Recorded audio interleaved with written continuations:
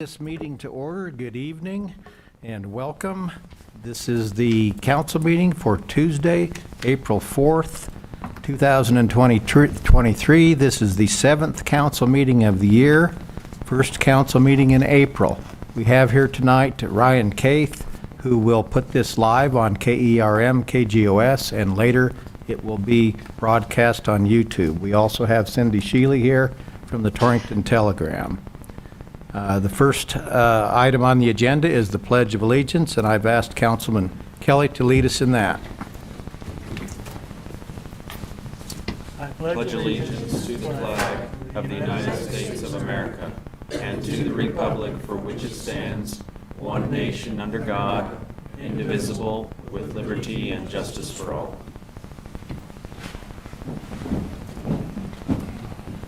And the next item on the agenda is the Communications Officer's Recognition. Chief Johnson.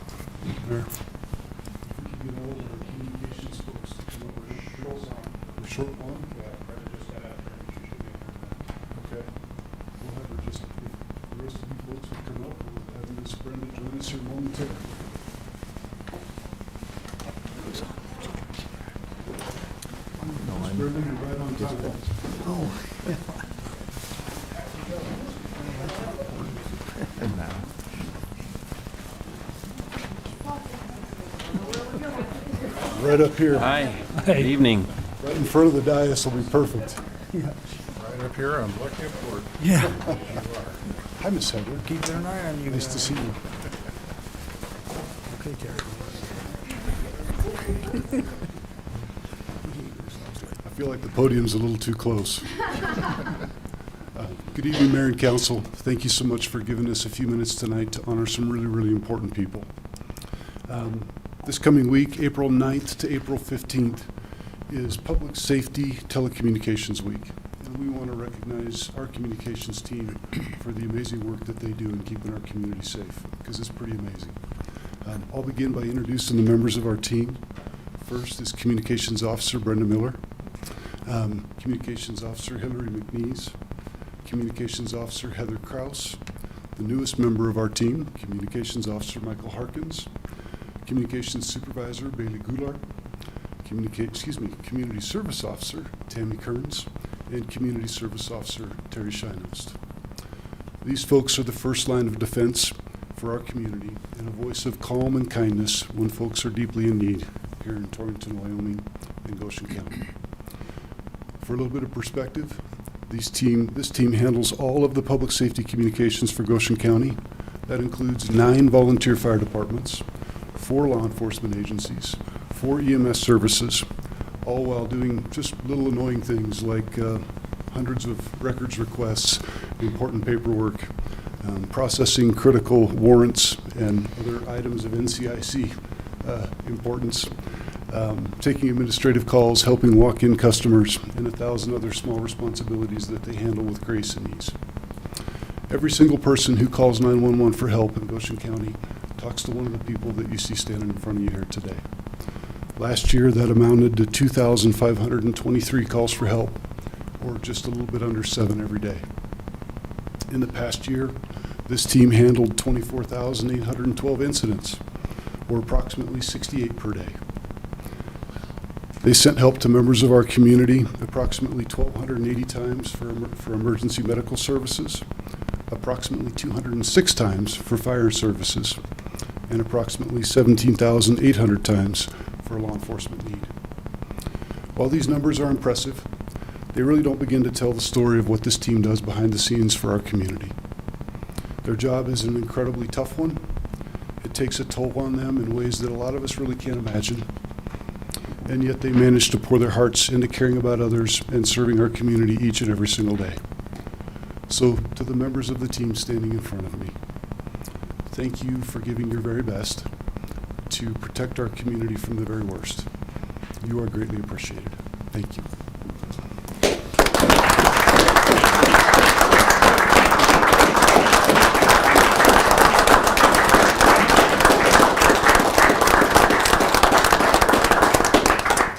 Thank you, Mayor and Council. Do you want to take a photo? I think Pat already has one. You got a bunch. I think we're good to go. Thank you for asking. One with Chief though? I think they need one with Chief See, there you go. You got big stuff. Sounds like I'm staying in the middle.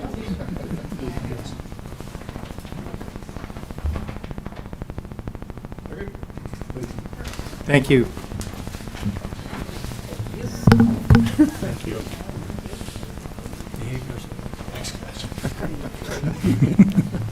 Hi.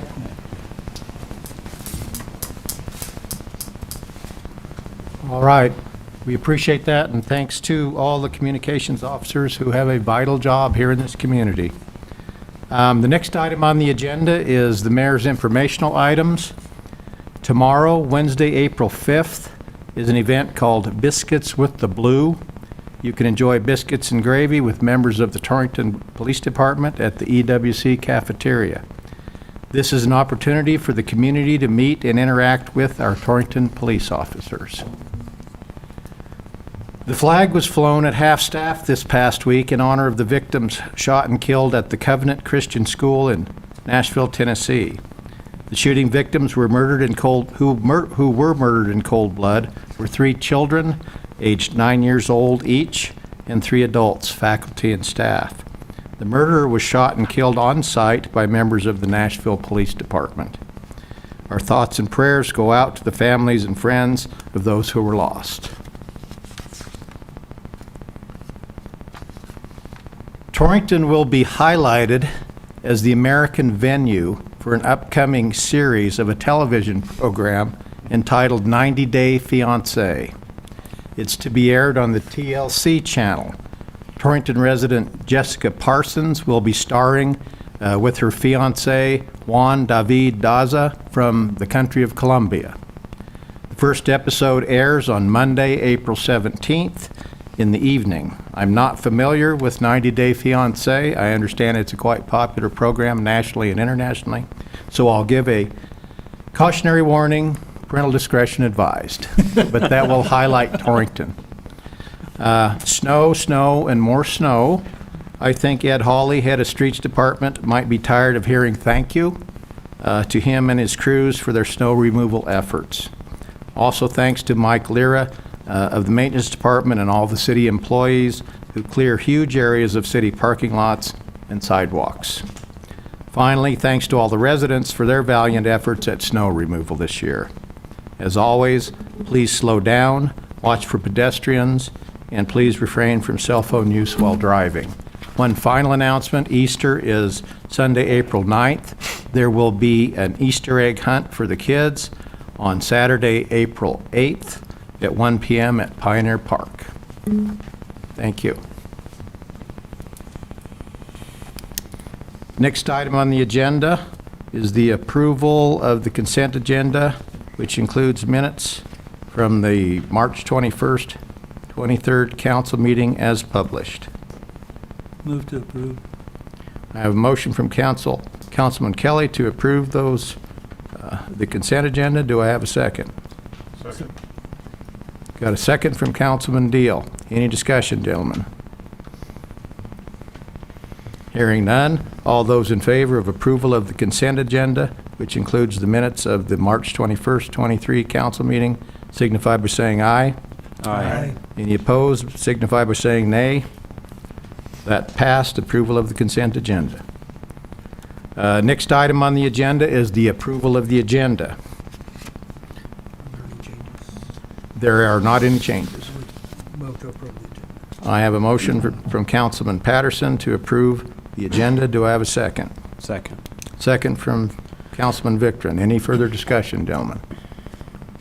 Hearing none, all those in favor of approval of tonight's agenda signify by saying aye. Aye. Any opposed by no? The ayes have it. Approval of the agenda. Next item on the agenda is what we call the public forum. This is for non-agenda items. There is a time limit of 2 minutes, and the speaker must sign up before the meeting. It's a time for the council to listen. No action will be taken. And we do have a taker tonight. Mr. Ray Martin, if you want to come up to the podium, sir. And you're from JR, you're JR Civil Representative? I am. practical matter, due to the road closure extending all the way up to Sheridan, my client, J.R. Civil, they've not been able to be here. I'm their legal counsel from Cheyenne, Wyoming. Highway 85 was open between Cheyenne and here, and so you're stuck with me. In any event, appreciate the opportunity to speak to you.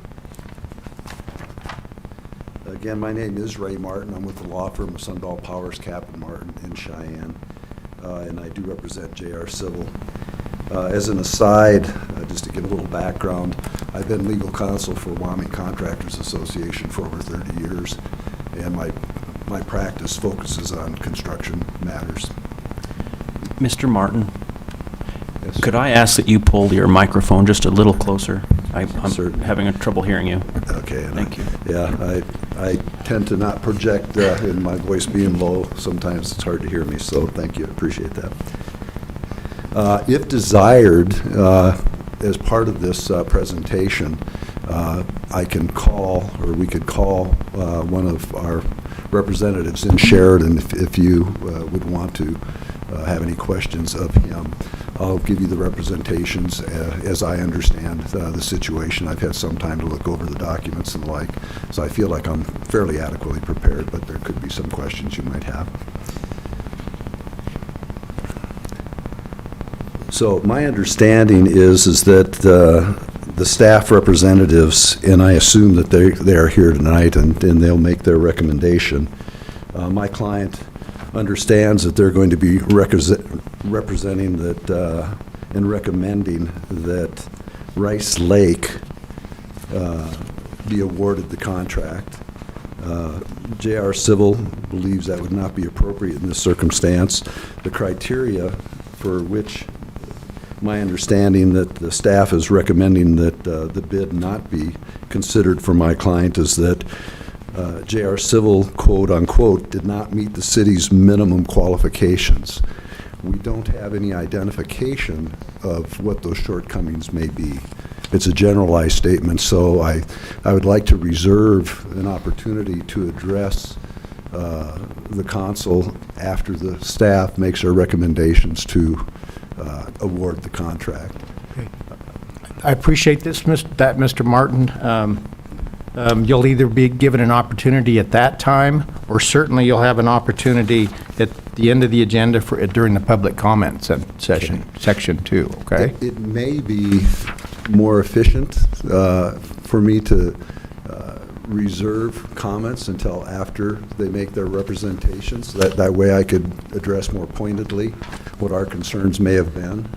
But I serve at your pleasure. So if you want me to go through some of the things now, I'm prepared to do that. No, now, this is limited to 2 minutes, and the council won't take any action on this point in the agenda. Okay. Then if I can reserve it until Yes, after sir. the staff has made their recommendation? Yes, sir. Okay, thank you very much. You're welcome. Thank you.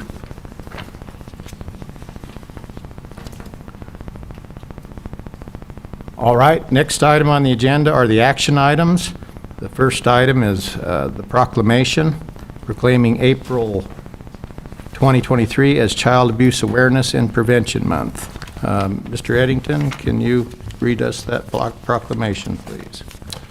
Whereas children are our future, no child should suffer abuse and neglect. Whereas victims of child abuse and neglect are known to be at a higher risk for experiencing post-traumatic stress disorder, depression, low academic achievement, drug use, juvenile delinquency, teenage pregnancy, and adult criminality. Every child is precious and deserves to grow up in a healthy, safe, nurturing environment free from harmful effects of abuse and neglect. Whereas an estimated 1,000 children in Wyoming are victims of abuse and neglect each year. Whereas effective child abuse intervention and community prevention programs succeed because of partnerships created among community members, social services, and law enforcement agencies, schools, churches, businesses, and civic organizations. Whereas each April, Child Advocacy Centers of Wyoming, the Children's Trust Fund Board, Prevent Child Abuse Wyoming, Wyoming Citizen Review Panel, the Wyoming Department of Family Services, the Wyoming Office of Attorney General Division of Victim Services, the Wyoming Guardian Ad Litem Program, the City of Torrington, Wyoming, and other partners join together in an effort to prevent abuse and neglect through outreach, education, and intervention. Now therefore, I, Herb Doby, by virtue of the authority vested in me as mayor of the city of Torrington, Wyoming, do hereby proclaim the month of April 2023 as Child Abuse Awareness and Prevention Month. Thank you, Mr. Eddington. And I just have a comment. As you know, I'm the Goshen County Guardian ad litem, and I have been involved in representing children in abuse and neglect cases for, 20-some years. I know Mr. Eddington was the Goshen County Guardian ad litem prior to me, so he's well aware of this. I know that in this community, unless unless one works in the school system or in the court system, one isn't aware of child abuse and neglect cases, but they're here, and the best thing we can do is work to prevent them. So, Council, any comments on this proclamation? Mr. Mayor, I would only like to say that my wife my wife was a guidance counselor at the middle school and worked very closely with this program, and so I appreciate very much this opportunity to do this. Thank you. All right. What I would like is I would appreciate a motion by the council to approve my signing of this proclamation. Mr. Mayor, I would move to approve the proclamation and authorize you to sign. I have a motion from Councilman Victor to approve the proclamation and authorize me to sign it. Do I have a second? Second from Councilman Patterson. Any further discussion, gentlemen? Hearing none, all those in favor of approving the proclamation for Child Abuse Awareness and Prevention Month, April 2023, please signify by saying aye. Aye. Any opposed, signify by saying nay. Ayes have it. That Child Abuse Awareness Prevention Month for April 2023 shall be proclaimed, and I will sign that proclamation. Thank you. All right. Next item on the agenda is item number 2, a catering permit. Julie Miller Harshberger with the 307 Sports Bar and Grill is requesting a catering permit for an Eastern Wyoming College event to be held on April 20th, 23 from 5 p.m. to 11 p.m. at 3401 West C Street, the ATEC building at EWC. Chief Johnson. This is a pretty low-key event, adults only, crowd of about 50. We've got parameters in place to make that safe and effective, and no concerns.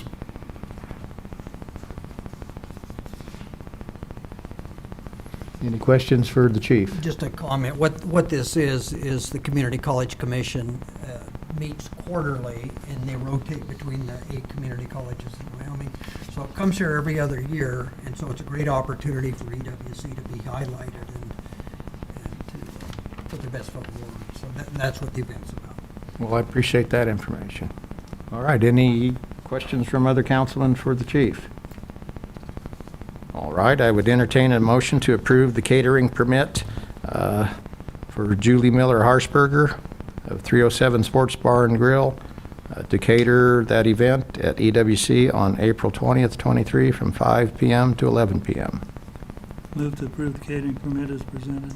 I have a motion from Councilman Kelly to approve the catering permit as presented. Do I have a second? Second. Second from Councilman Deal. Any further discussion, gentlemen?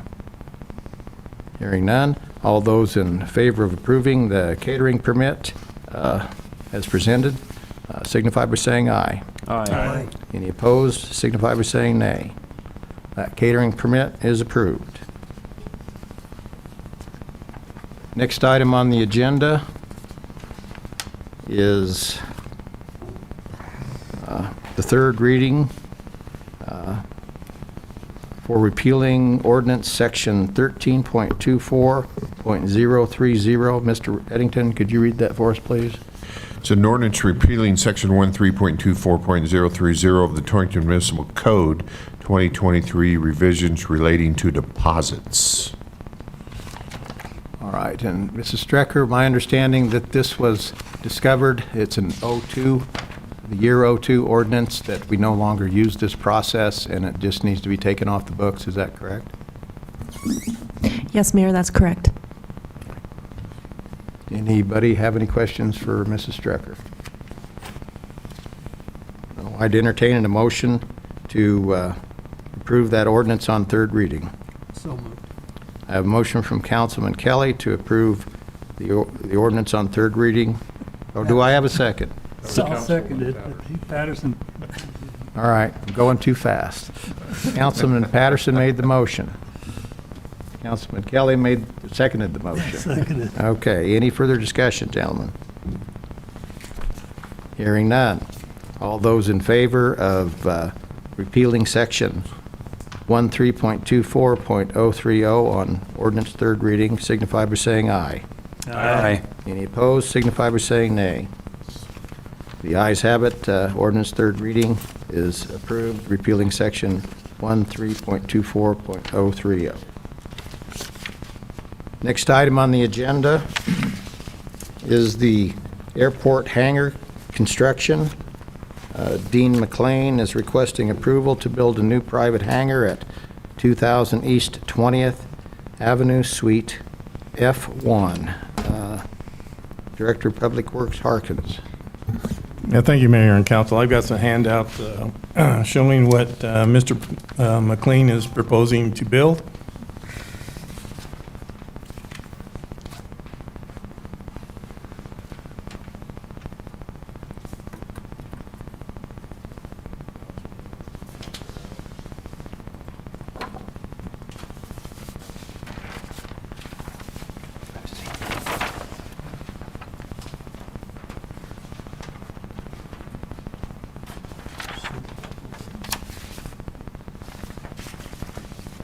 Turn it the right direction, makes no sense.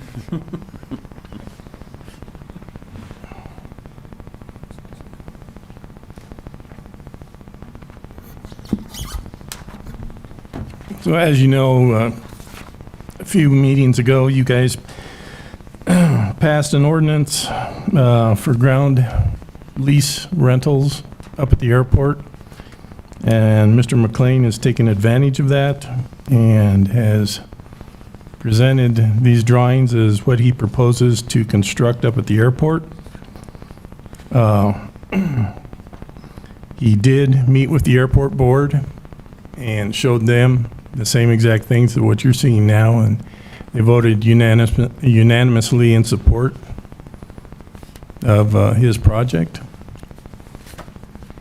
And Mr. McLean is here, if you would have any questions for him.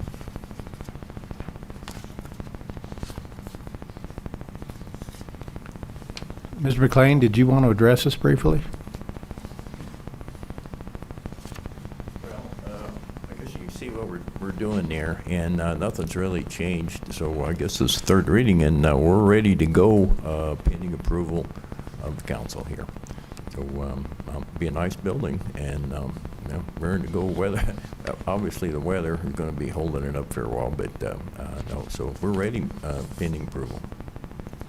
Just one question. You chose what we're calling Suite F1. If you don't mind, can you give us your reasoning for you picking that one? Well, F1, there's no pavement, there's no taxiway.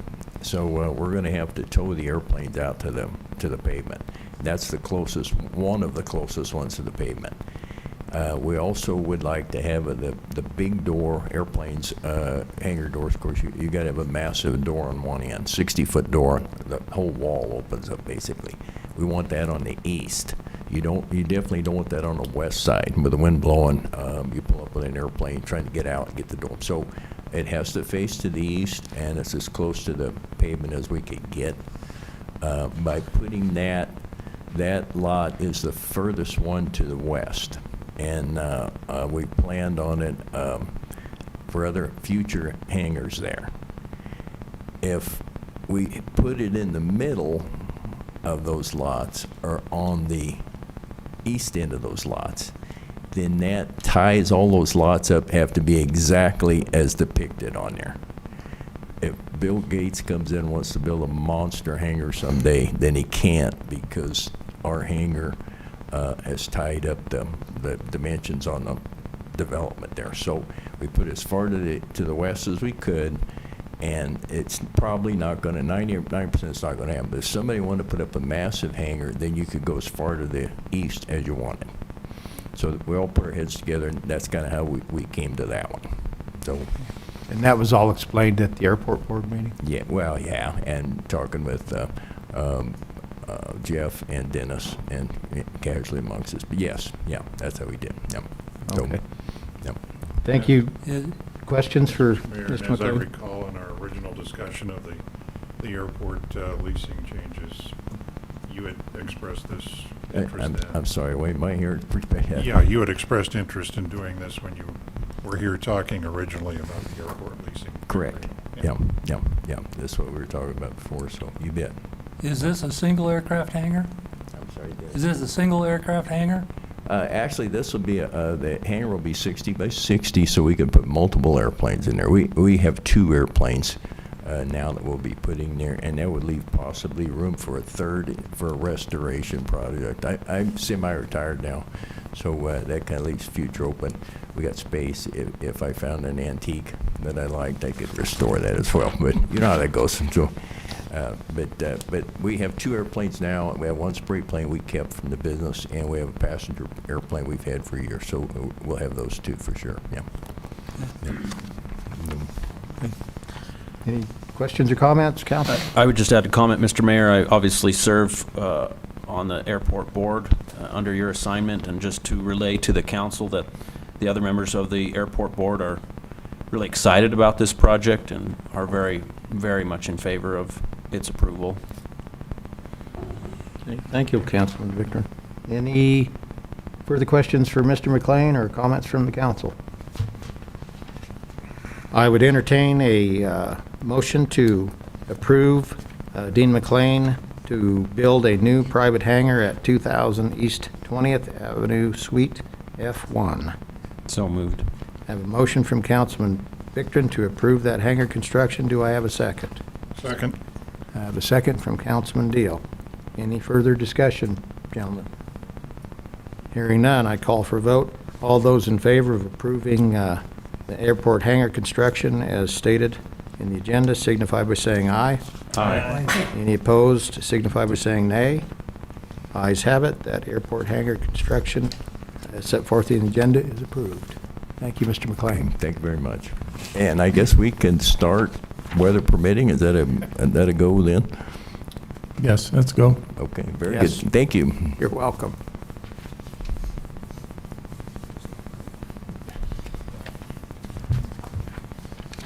I think weather permitting is affecting a lot of people these days, so. Next item on the agenda is an agreement between the City of Torrington and a website entity company called Golf Now. Mr. Eddington, can you tell us about that? Mayor and council, your pro, Mr. Dent, is down at a small gathering called the Masters this weekend, so he couldn't be here today. What this amounts to is he is asking for approval of entering into this contract with Golf Now. It's an online tool where you get online and all the tee times that are available are posted, and you click on it and you pay, and you have that, and that registers with the golf out at the golf shop. I have actually used this program numerous times, 10, 20 times when I'm out of town. It's pretty easy. It's kind of the new way, if you will, of using the internet to access, and you can get on right now and you can enter a tee time in just about every city in the United States.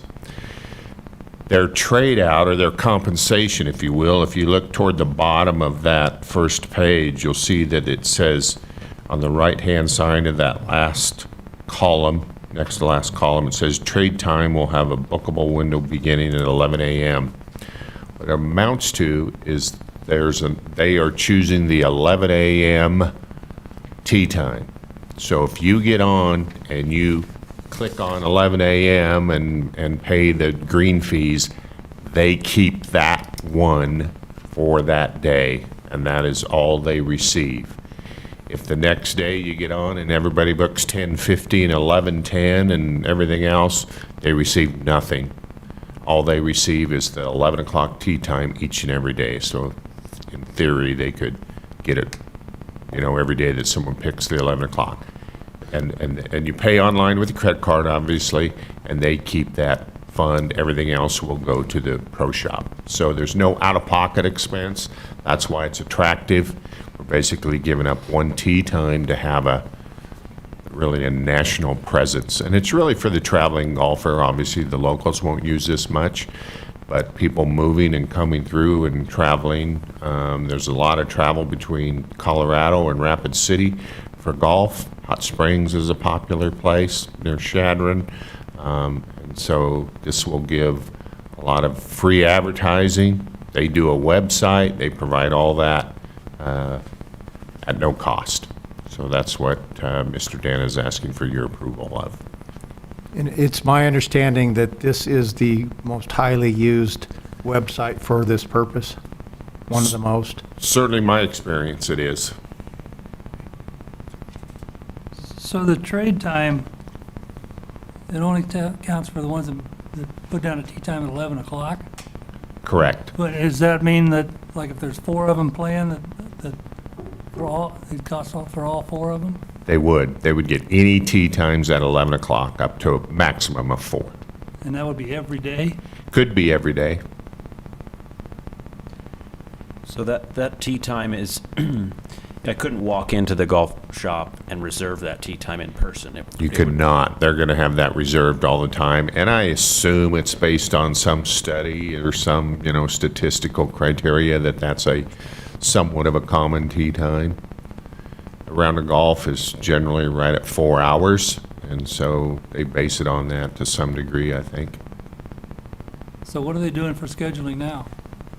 It's all paper tee sheets, so you basically call, or I think our website, you might be able to reserve a tee time, but normally you call or walk in. But we have no idea how many 11 o'clock tee times we have now. Just the one each day. No, I mean, how many people use that 11 o'clock tee time? We don't. I can tell you on the weekends, the rush is earlier than that. It certainly gets used sometimes, but your local, repetitive, every Saturday golfers are usually from 8 to 10, especially as it gets warmer. And then it just depends. The next couple months it'll be busy, and then people will slow down, and your normal everyday golfers will be there. So by July, I think it'll be open quite a bit, quite frankly, in my experience. I noticed on this contract, down at the bottom it says page 7 of 17. Is there 10 pages missing?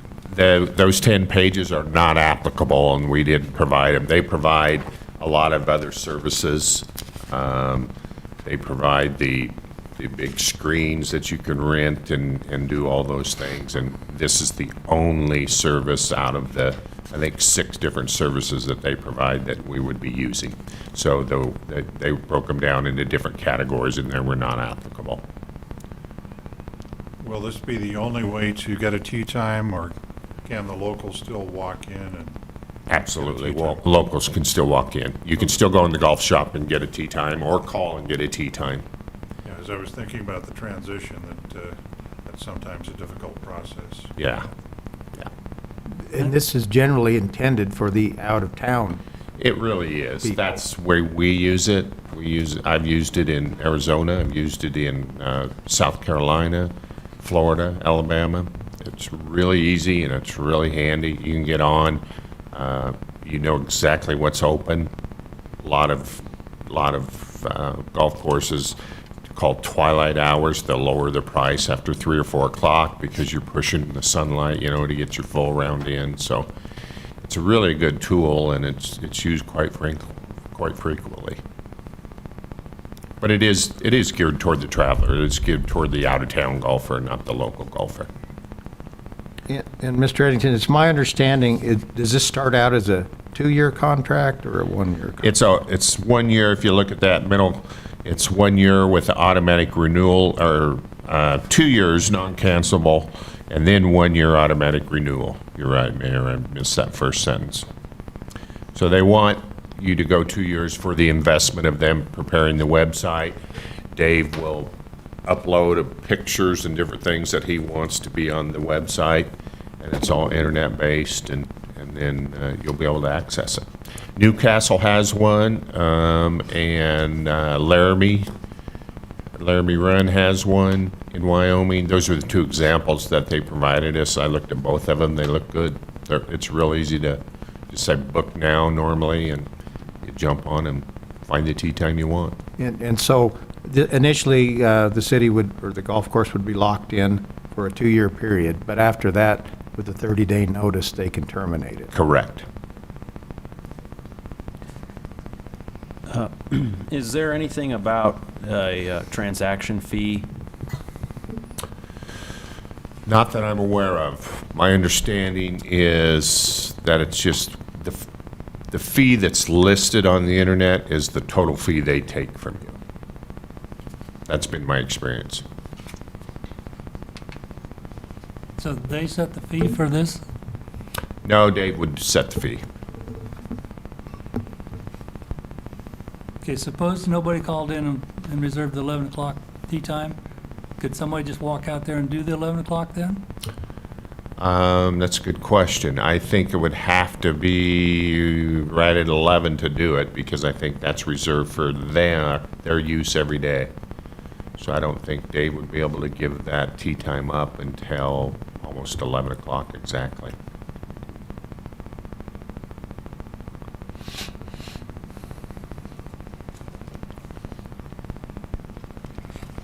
And is there any kind of projection as to how much this is going to help this golf course? No, there is no projection. There's no way of knowing. It's just, what I see it as is a lot of free advertisement, because you're going to have another website with the golf course on there. So you would just type in Torrington Golf, and this should pop up, and it should be very easy to access. I mean, that's all we do when we're out of town. We usually have a golf course in mind, but if it's full, there's going to be another 10. You always get top 10 golf courses in Austin or whatever city you're at, and you look up yours, and then if it's full, depending on the day, there are a lot of other choices. Here, obviously, that's not going to be an issue. If that 11 o'clock is already taken, there's going to be other open spots, and that's the advantage of it. What about when they have tournaments, though? Don't they go through 11 o'clock then? Tournament, it's subject to the tournament schedule. It'll be subject to any tournaments, yeah. And they'll work all that out once this is approved. They'll give them a list of tournament days.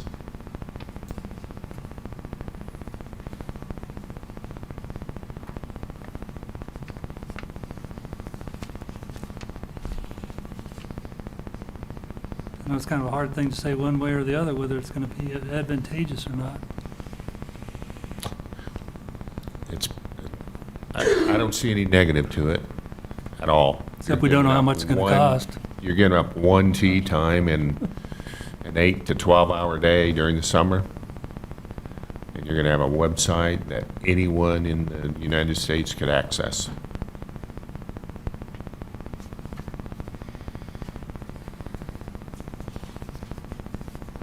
And just my curiosity, so there is an 11 o'clock tee time. What's the next available tee time after 11? Usually they're 10 minutes. Once in a while they're 8 minutes if it's a real tight course, but they're usually 10-minute increments. And the bigger courses will have rangers, and you'll have a clock in your cart, and it'll tell you whether you're behind or ahead. And they'll come and say pick it up or slow it down or whatever the case may be. So this would only cover the 11 o'clock tee time. Correct. If there was one at 11:10, it's not covered by this. Nope. 10:50, 11:10 are not covered. Our current tee sheet is every 10 minutes, I believe, when we sign in out of the pro shop.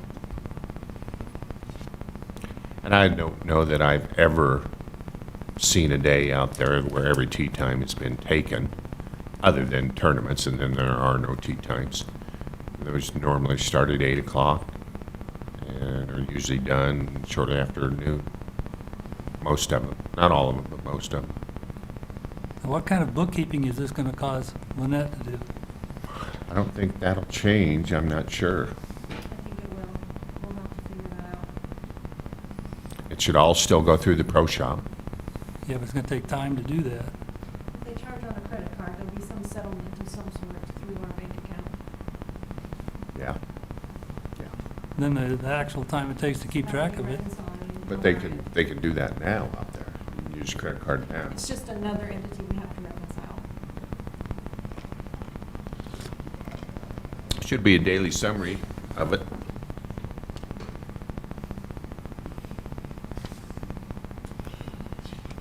They should be able to push a button each night, run that printout of all transactions through that website.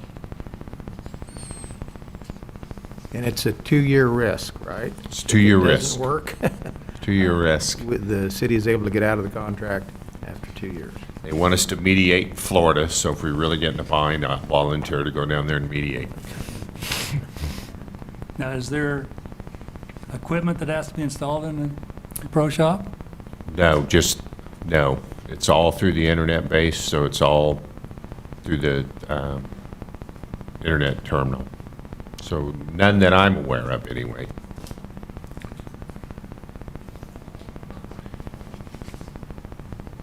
And if the dispute arises between two people who have the same 11 o'clock tea time, who settles that?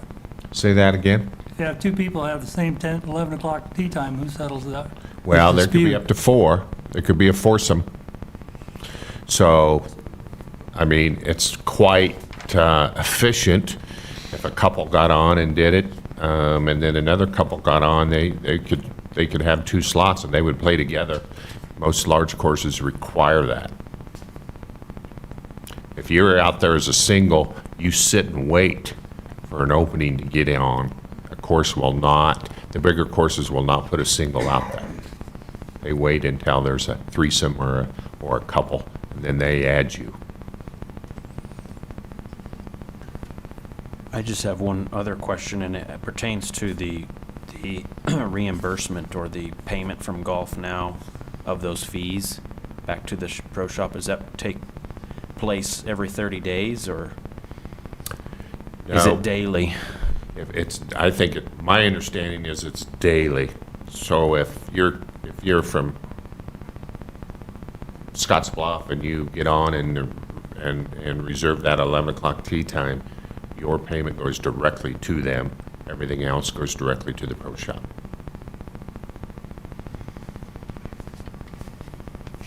Now, are these fees non-refundable if they don't show up to take their tea time? Depends on timing, and I don't know how this one will be set up.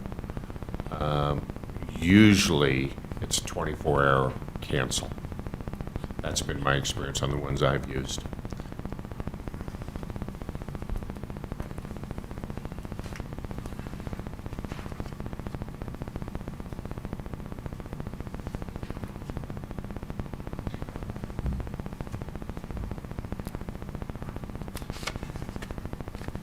Any further questions for Mr. Reddington? I have a motion from Councilman Patterson to approve the agreement between the City of Torrington and Golf Now. Do I have a second?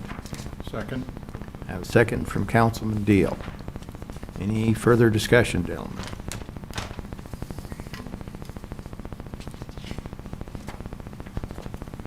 Hearing none, I'd call for a vote.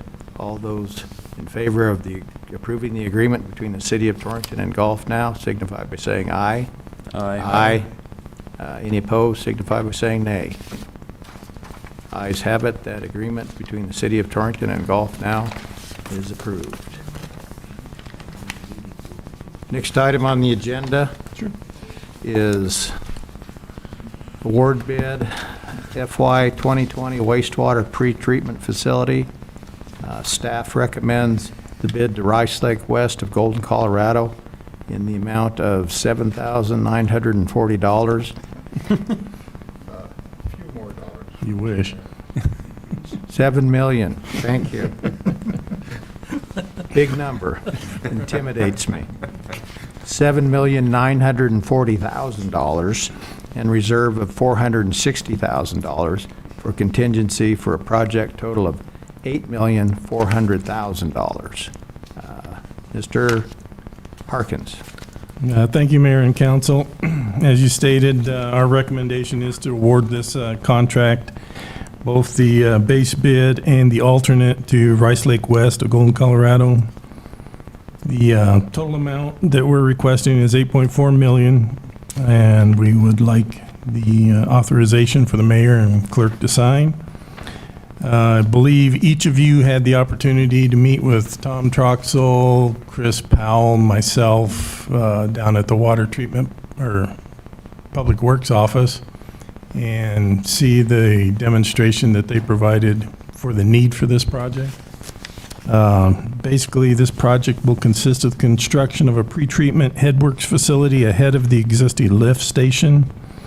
Includes a mechanical bar screen, backup manual bar screen, and fine screen grit removal system, new bypass lift station, new electrical control and instrumentation, a Vector truck receiving station, restroom addition to the existing garage building, a new 80 by 50-foot metal building, and approximately 520 linear feet of 8-inch water line connecting the facility to the city's water system.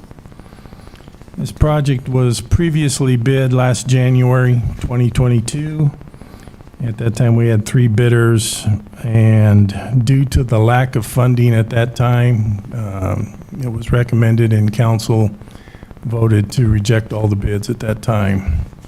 After that, we went back to the state and the SRF program and asked for an increase in the SRF loan.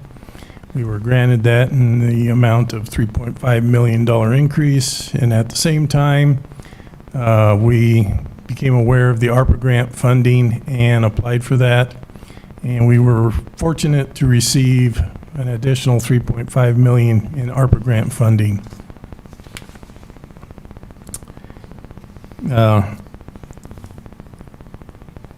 The bid opening was held on March 8th. For the project, 2 contractors submitted bids in conformance with the bidding requirements.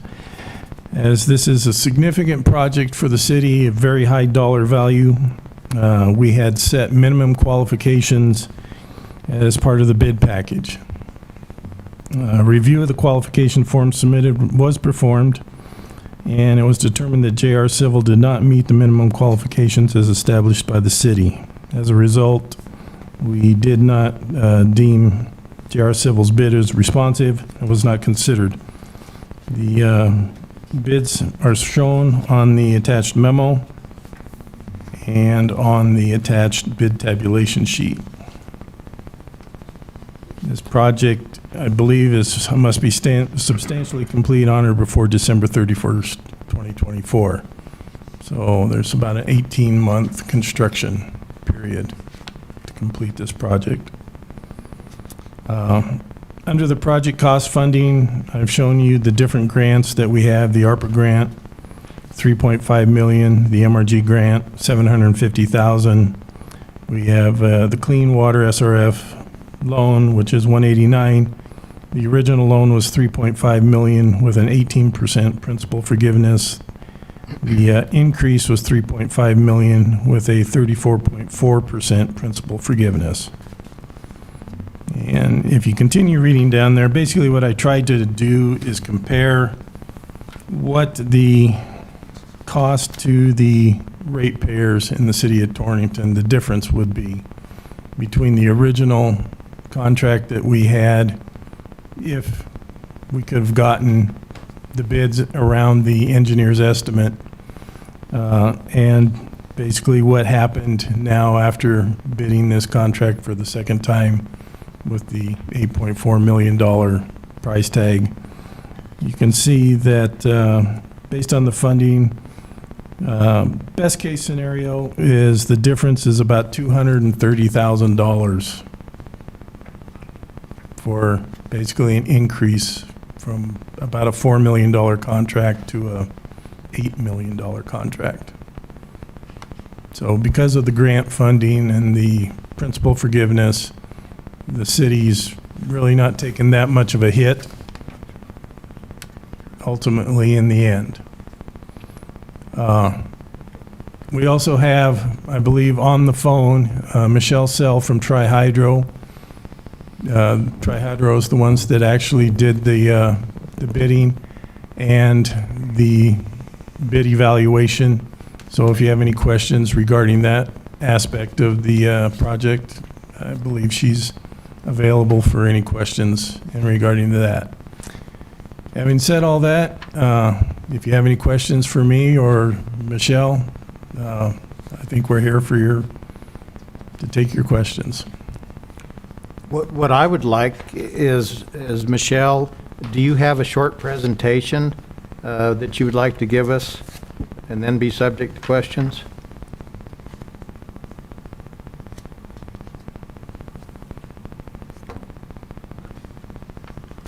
Michelle, are you still there?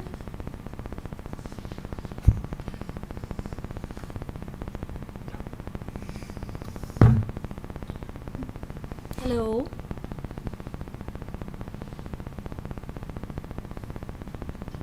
Does it show she hung up, so I wonder if she's just On mute. not by the phone?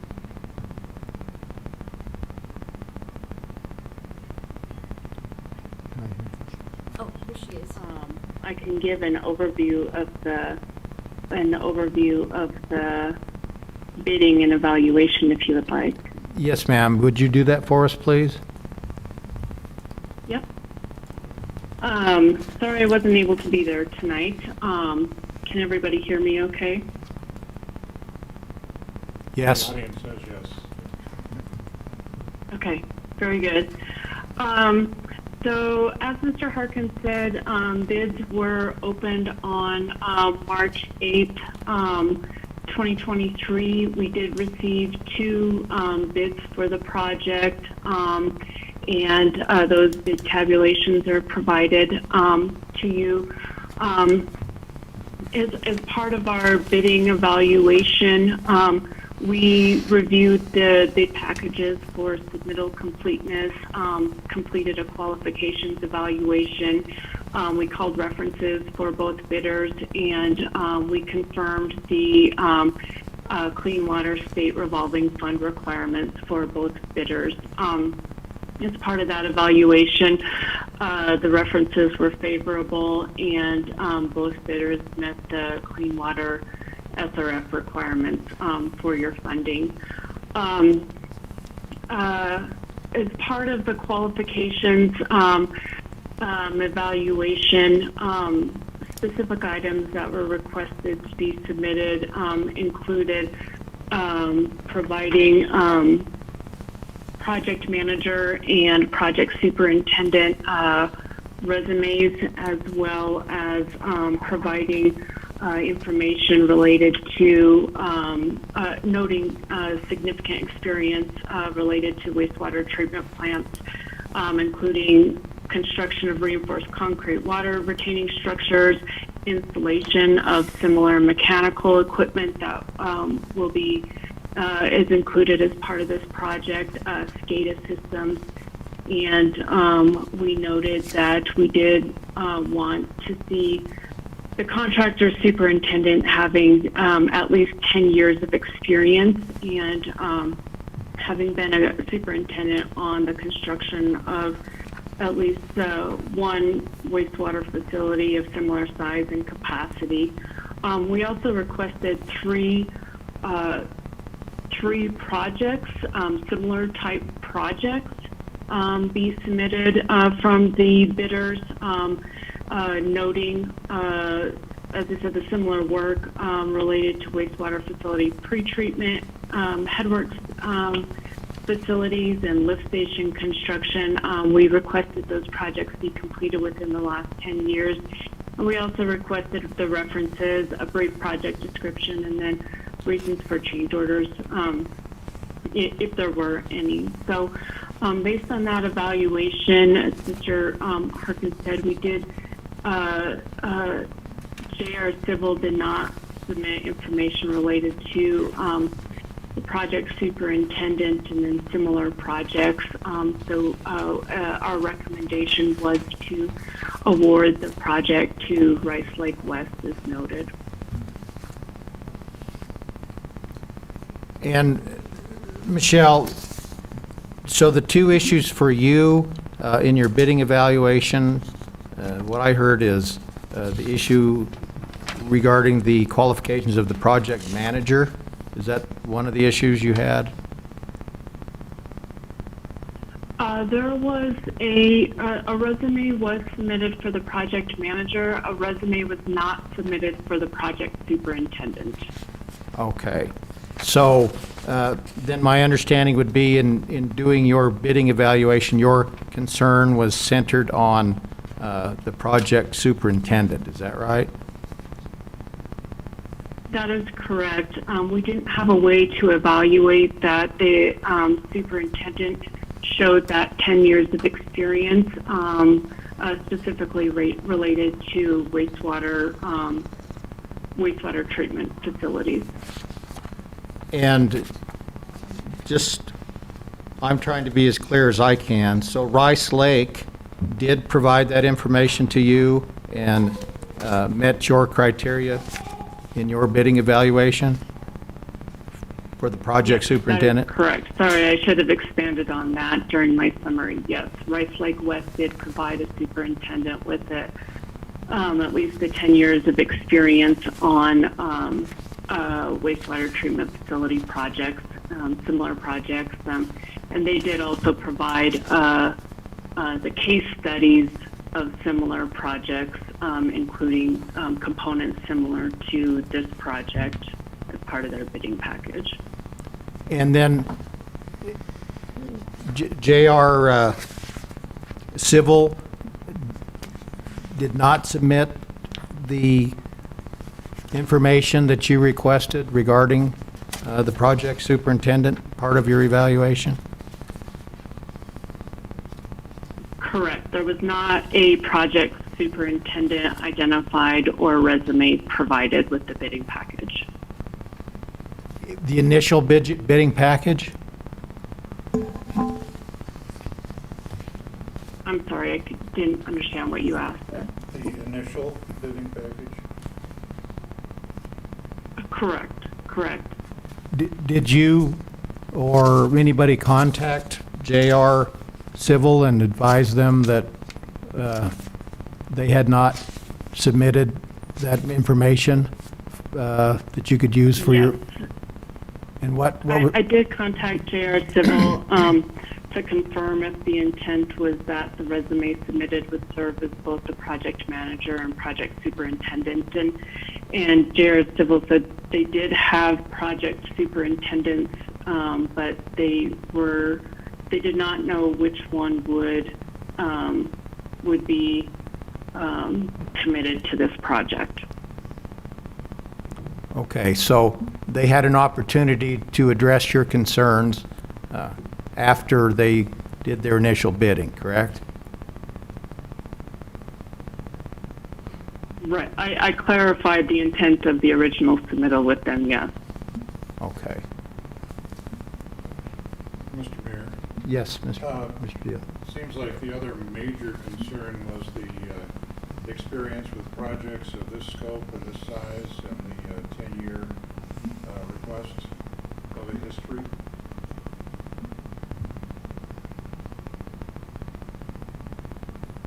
Is that correct, Michelle? Yes, correct.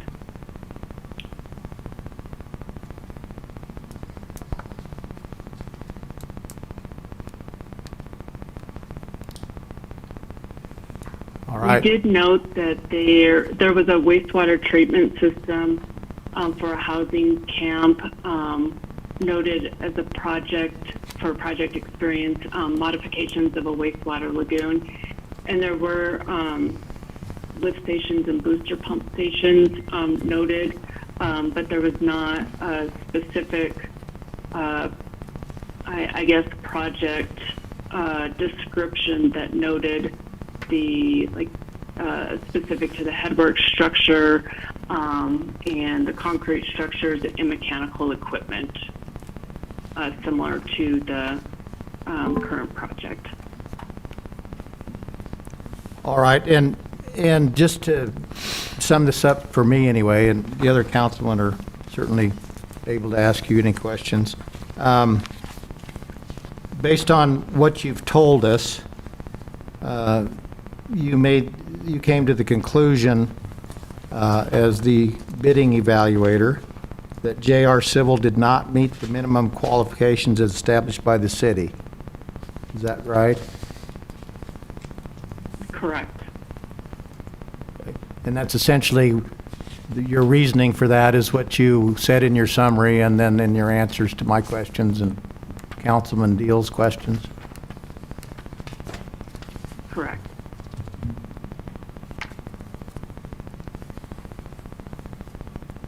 All right.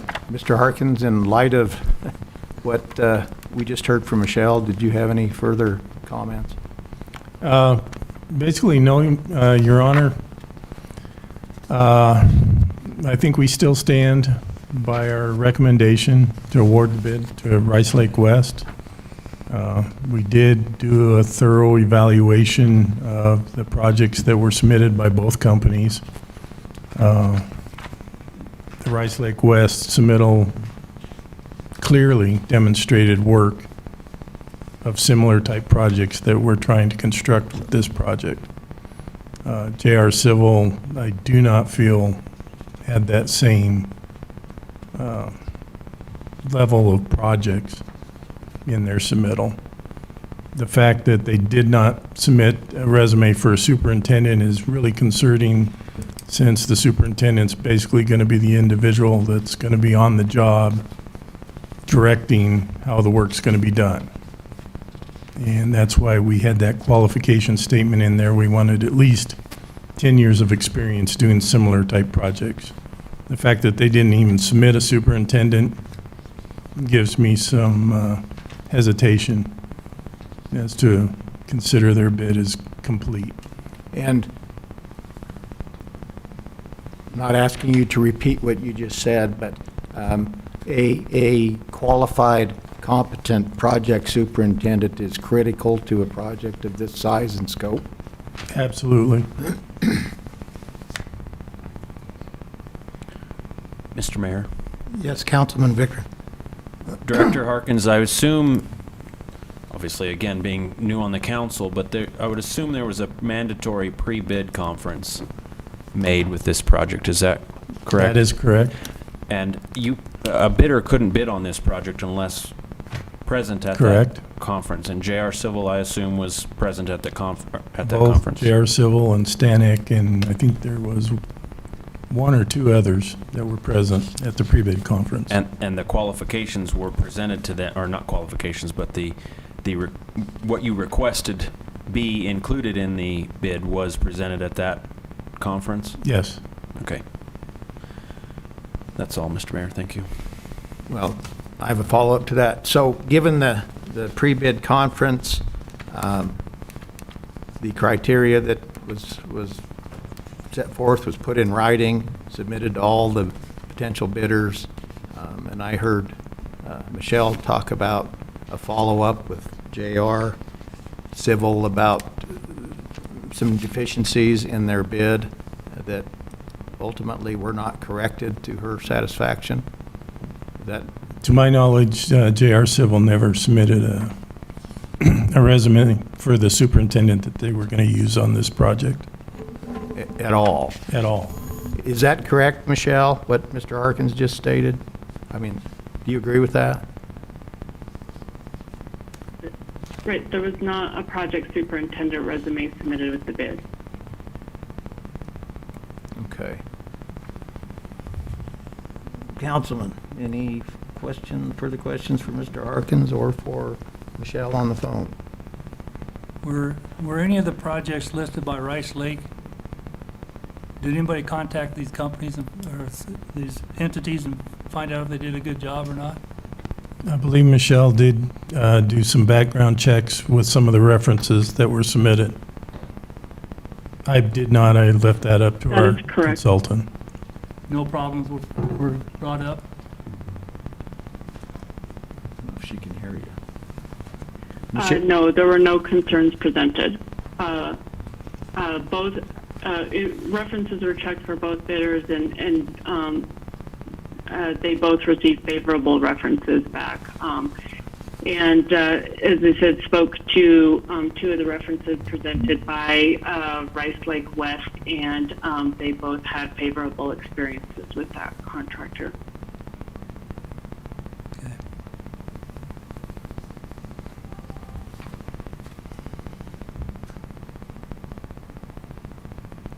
All right, well, at this point, it's my understanding that we've heard from Director of Public Work Harkins, we've heard from Michelle on the phone. It is, after that conversation, it is still the Director of Public Work Harkins' recommendation that the council award the bid to Rice Lake as presented. Is that correct? That's correct. Okay. At this time, I will give you an opportunity to come up to the podium and speak to the issue. Mr. Martin. Again, thank you, Mr. Mayor, for allowing us this opportunity. And thank you, Mr. Harkins and Ms. Sell, for explaining and identifying the basis for your findings for your rejection of the bid. First, I'd like to point out to council members that Rice Lake did not attend the mandatory pre-bid meeting. There's a sign-up sheet for that meeting. Their name is not on it. That meeting occurred on February 1, 2023. There was also a listing for those that had gotten copies of the plans for the project. I believe the date on that was February 13th. That list doesn't show Rice Lake on there either. The other thing, so I would point out that Rice Lake didn't make that mandatory meeting, and as such doesn't qualify in that sense. The other thing I would point out to the council is that my client, J.R. Civil, is the only Wyoming certified contractor that bid this project. They're entitled by that certification to a 5% preference. That preference, consistent with really the underlying public policy of awarding a preference by statute to in-state contractors, is to keep money, if you will, within the state of Wyoming, and to go ahead and promote business, Wyoming businesses, not only the general contractor, but also Wyoming subcontractors. Under the bid specifications in this job, the Wyoming subcontractors, or all subcontractors on these bids, were open to be reviewed and to be looked at as to how they apply to this.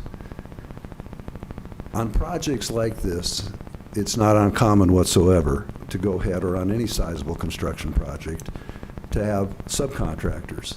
And in this case, J.R. Civil, 95% of their subcontractors are Wyoming subcontractors, highly qualified Wyoming subcontractors. So when you're looking at qualifications, you don't look at only the qualifications of the general contractor. You also look at the quality of the subcontractors they have. Are they from Wyoming? Are they from out of state? Are we going to keep Wyoming taxpayer dollars within the state of Wyoming and turn that money over, or are we going to go ahead and send it out to Colorado? We see a lot of that in Cheyenne. In fact, I was involved very closely with the past representative, Phil Nicholas, when he was on the budget committee for the state legislature, as to the seepage we were getting across the state lines in Colorado. What we were finding is that on projects in Cheyenne, being that proximity to Colorado, you'd go drive by those job sites and all you would see is green license plates. We were wondering, how could that be? And we looked into that, and as a result of that investigation, that statute was tightened up to where agencies and the like, such as AI with the school facilities, had to go ahead and go back and make sure they were looking at that, and that under the statute they were using Wyoming subcontractors, and that they were also considering those bids and the preferences and the like. And they could even go back now and audit the books to make sure that that was being done. Why? To keep taxpayer money within Wyoming. Here you have a very sizable project or everything's relative. You have a project that's, they're asking 8.4 million, basically. And my client, JR Civil, they're comparable projects. Granted, not pretreatment headworks per se, but that's not exotic stuff, gentlemen. When you look at what's involved there, most of those mechanical equipment come in on skids and you build it into the project. Here you're looking at the operations and the electrical, the SCADA controls and the like. Here we're using a subcontractor in our bid, Griner. Griner has over 300 employees. They have done over $870 million worth of projects. We have a bond letter that says they can bond up to $50 million per project, up to $100 million aggregate. The bond company represented that if this subcontractor bids a job, they're going to get a bond because they're that competent and highly qualified. And relative to the superintendent issue, again, my client has texted me a couple times during the course of this. He was going to try to listen in. I don't know why, but he couldn't get in. So I'm going to make some representations that he told me about as far as the conversation with Ms. Sell. He agrees that she did contact him. Terry Olson is the gentleman I'm talking about from my client. He will be the project manager on this project. The superintendent, Ms. Sell did ask him about that, and he did say, we're not sure which of our superintendents would be on the project, in part because this is also common on contractors around the state. If you do a number of projects, you never know which project's going to open up or get concluded to where you can then pull that superintendent to the next job. It's just a matter of stacking. I can tell you it's a current problem right now that because of supply chain issues and the like, we have a lot of slow pay projects going on around the state. I do a lot of work with contractors. That's what I do. And on University of Wyoming projects, for example, things get delayed. They get delayed on school projects and the like. And sometimes my contractors, my general contractors and subs, they'll bid on jobs and they have it scheduled on their master schedule, how these projects are going to fall in line. Well, that sounds fine and good. But the problem is that's just not how it always works out. And so when they get stacked up like that, in all honesty, it's hard to say who they can definitely put on a project. And during that conversation, it's my understanding, again, I wasn't privy to the conversation, but it's my understanding that when Terry Olson, our project manager for this project, was asked about the superintendent, it was never relayed to him that unless you can give us a definitive name, you're going to lose this project. Granted, it was asked about a resume, and that's fine. We could have given resumes, but the request was for the particular one, and once it was explained that we're not sure which one, it was never said, well, if you can't give us which one, you're not going to get this project. We would have been highly motivated under that scenario to go ahead and say, okay, we'll say, this one. And if that's something that still needs to be done, we can do that. It wasn't expressed to us that that was going to be the key component of the evaluation. And as far as requirements, if you look at our similar projects and you break down the components of this project, if you look at the scope of work for this project, and if I can take a moment to do that, sometimes it helps to put it in basic terms.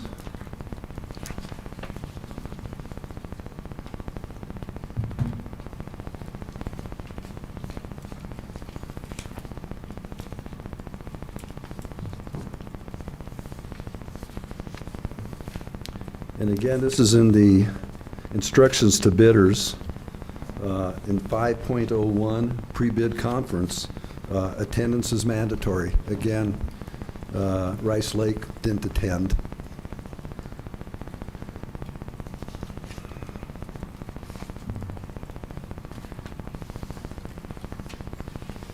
In 12.01, The owner was to receive a list of all subcontractors and evidence of their qualifiers, of their qualifications for each subcontractor that was available to be evaluated. So when you're looking at general contractors and have they done exactly the same kinds of projects,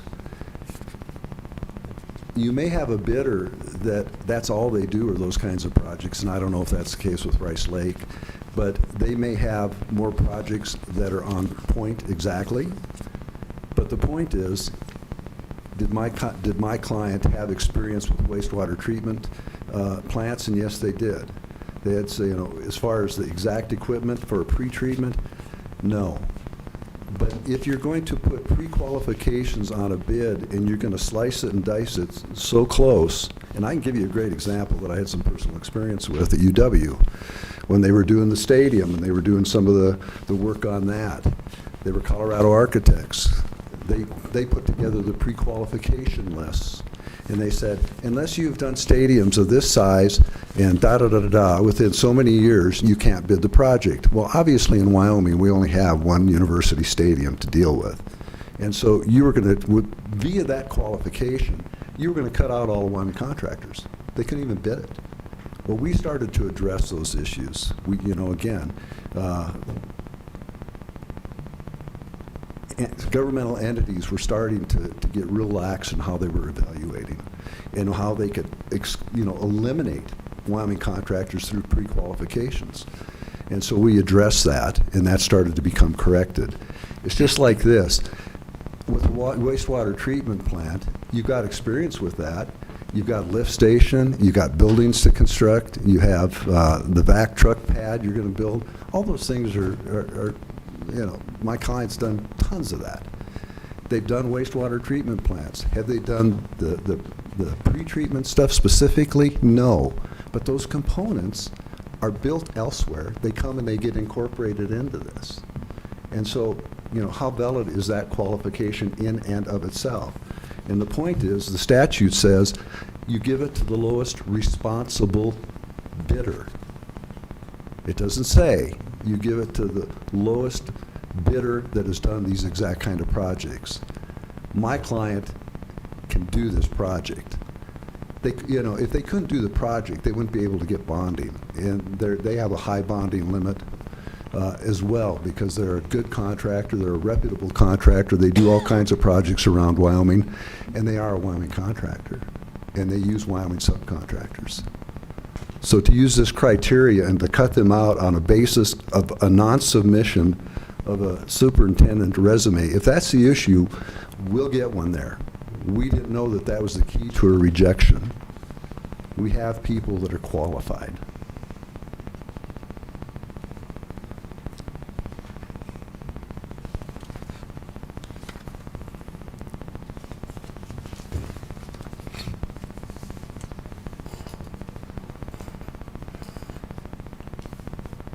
In Article 19, for evaluation of bids and award of a contract, it's specific that the owner does reserve the right to reject any and all bids, and which you did the first time around when the budget wasn't there. You rejected all bids, including without limitation, non-conforming, non-responsive, unbalanced, or conditional bids. Again, if you take out the superintendent resume, which we can provide that if we'd have known that that's the key factor that this all hinges on, and by the way, my client's bid, when you add the 5% preference in and you add it all together, we're looking at around an $800,000 swing. $800,000. And if that's going to hinge on a superintendent's resume, boy, that's an expensive price. And again, if you evaluate the criteria for and the subcontractors' experience, the good subcontractors that we got, we're more than qualified to do this job.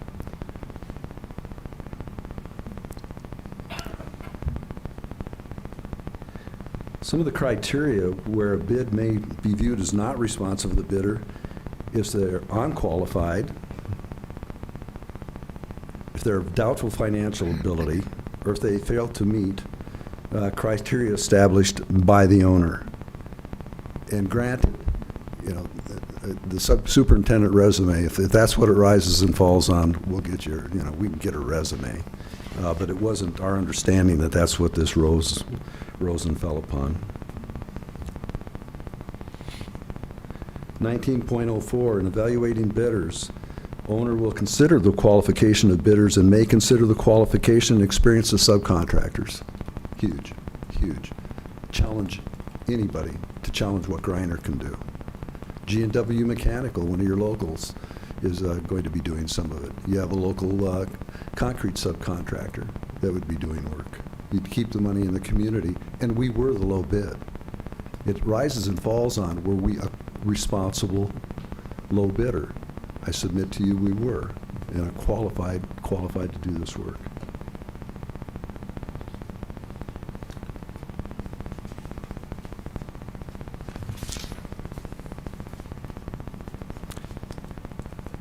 Under Article 22 of the bid specs, statutory requirements.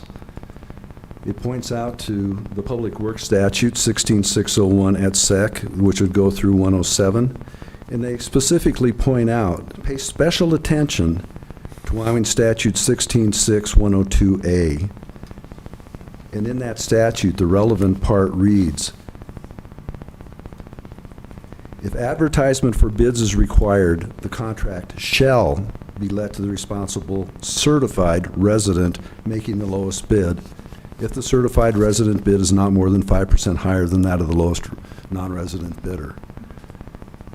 Again, we would ask you to reconsider before awarding this bid, to relook at this criteria and not award it tonight, but to take an opportunity to give time to reevaluate that.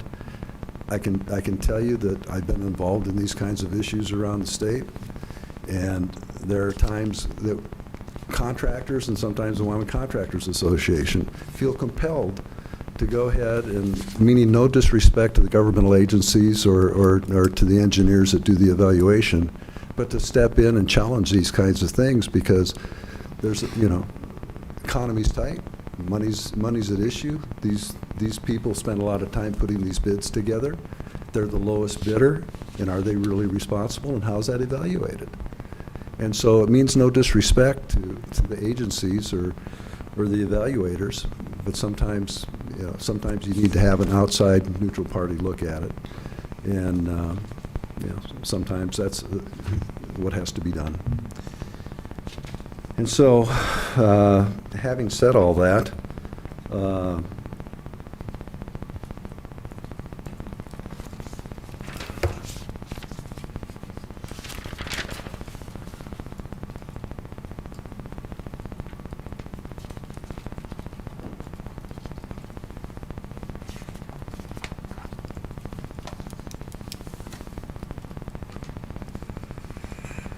I think I've looked through my notes again, and I think I've hit the highlights. If you have any questions for me, I'd certainly be happy to try to answer them. And again, I apologize that we didn't have a company representative here, but the road was closed, so you just couldn't get here.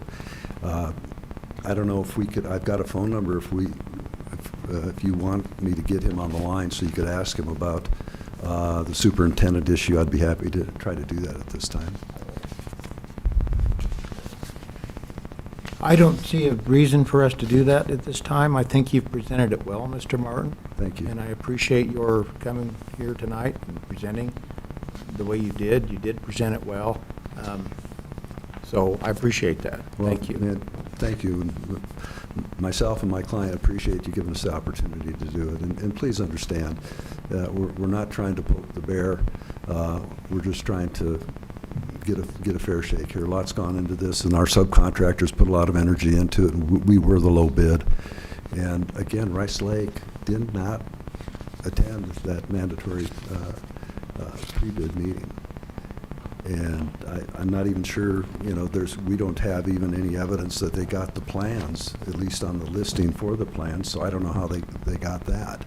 But that in and of itself would throw them out. They're a Colorado contractor, and there we go again.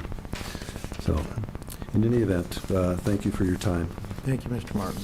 Did J.R. Civil, Pardon? did J.R. Civil present any references to any jobs that they've done? Yes, they did. Yes.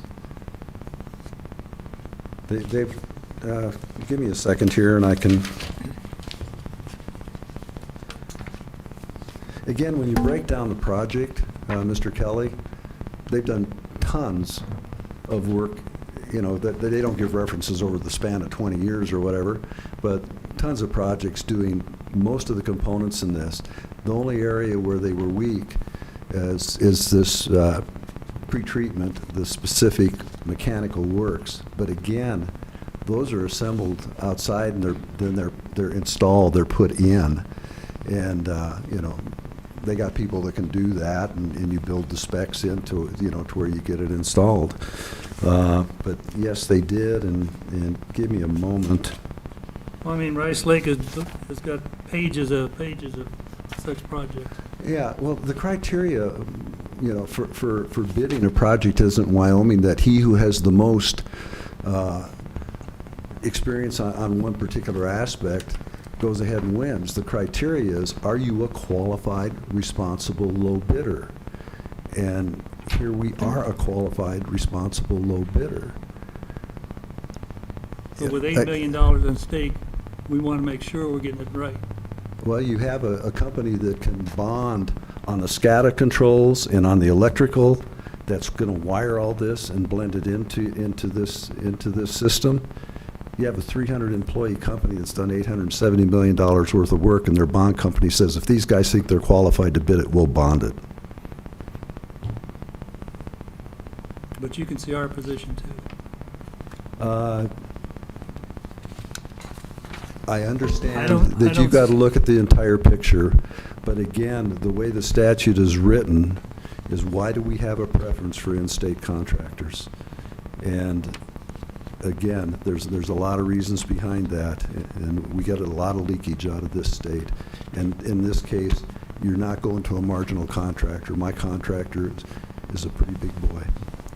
And the projects that they've worked on these wastewater treatment matters, the most recent one was $24 million, 3 times what this one is. And they successfully completed that, no problem.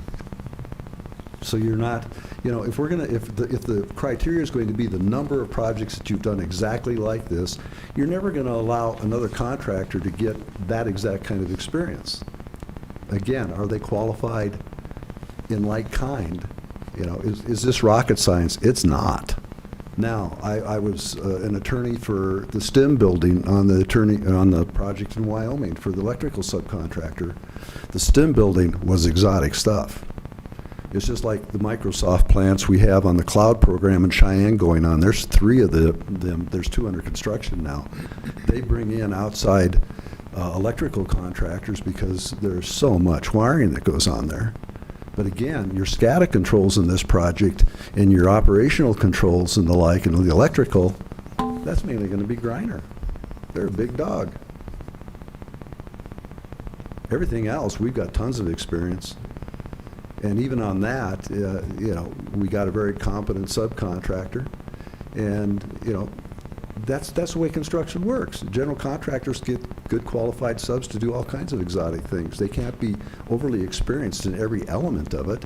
Their superintendent has to know how it goes together. They have to go ahead and look at the schedule and see how it's put together and keep up with that.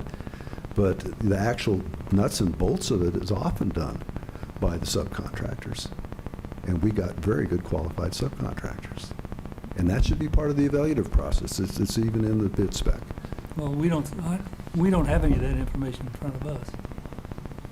So that's why I asked you if you submitted it. That's why I'm asking you to take the time, not award the contract tonight, but to take the time to consider it, because otherwise it may be considered by somebody else. And it'd be good to go ahead and do this in the most efficient way that can be done. And I think everything's there that you need upon taking a little further time to look into some things and to consider to award this contract to the lowest bidder. And again, on an $8.4 million project, we're about 10% lower, not 5%. about 10%. You're going to save about $800,000. That's a lot of money, and you're going to circulate a lot of money within the state of Wyoming because we've got all Wyoming subcontractors virtually, as well as your general contractors in Wyoming.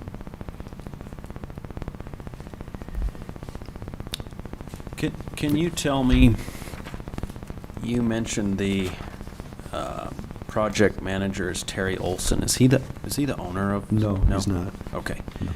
But is he the one who responded to this bid? He is. Okay.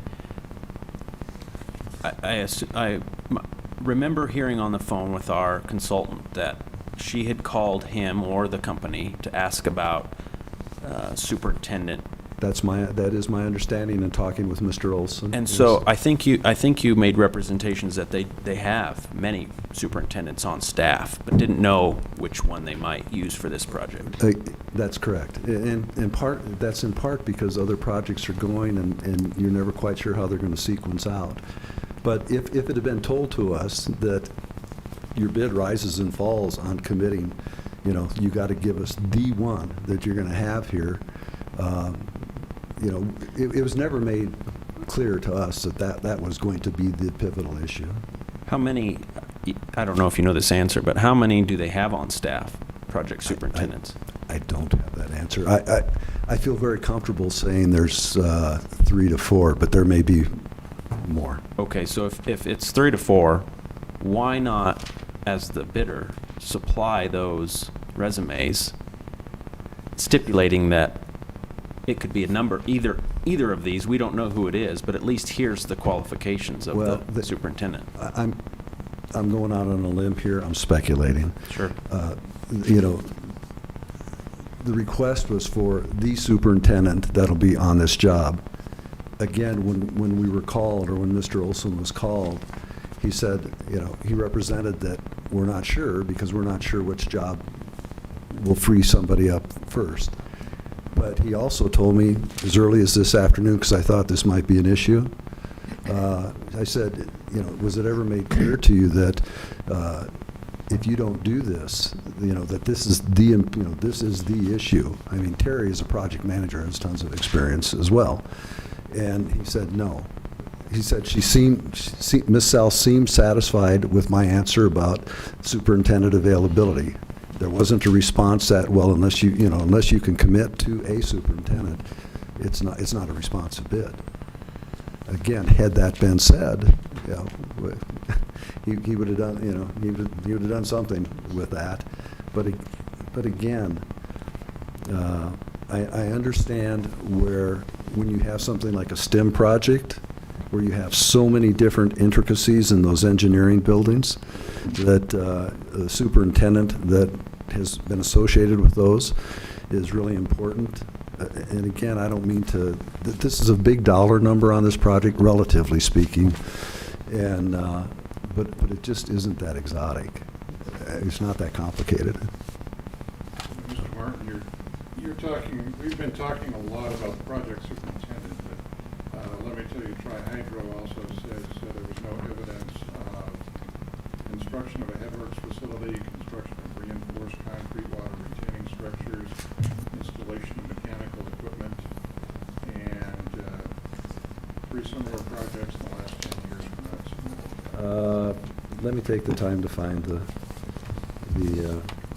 resume. I don't agree with that, based on the representations that are in some of these. For example, JR Civil Statement of Qualifications, in general, they talked about their wastewater and wastewater treatment facility experience, and they talk about large treatment facilities, including aerated lagoons, facultative lagoons down to small residential mounting systems, sand filters. Our water treatment experiences include clarifier construction, chlorination systems, sedimentation systems, and filtration construction. They've done big lift stations for municipalities, force mains, pump stations, lift stations, water booster station construction. They've done a lot of I'm trying to look at something that you were specifically saying. Let me go to a specific project. For example, there's a $24 million project in where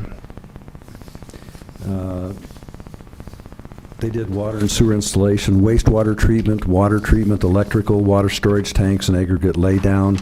They have other projects where they've worked with SCADA systems and the like. They just finished a water project over in Yoder. I think it was a large water tank project, but they've done a ton of concrete work, and so reinforced concrete and that kind of thing. And again, you have subcontractors. You may not do that with your own workforces, but you have subcontractors that have done that kind of work. And I'm just looking here real quick to.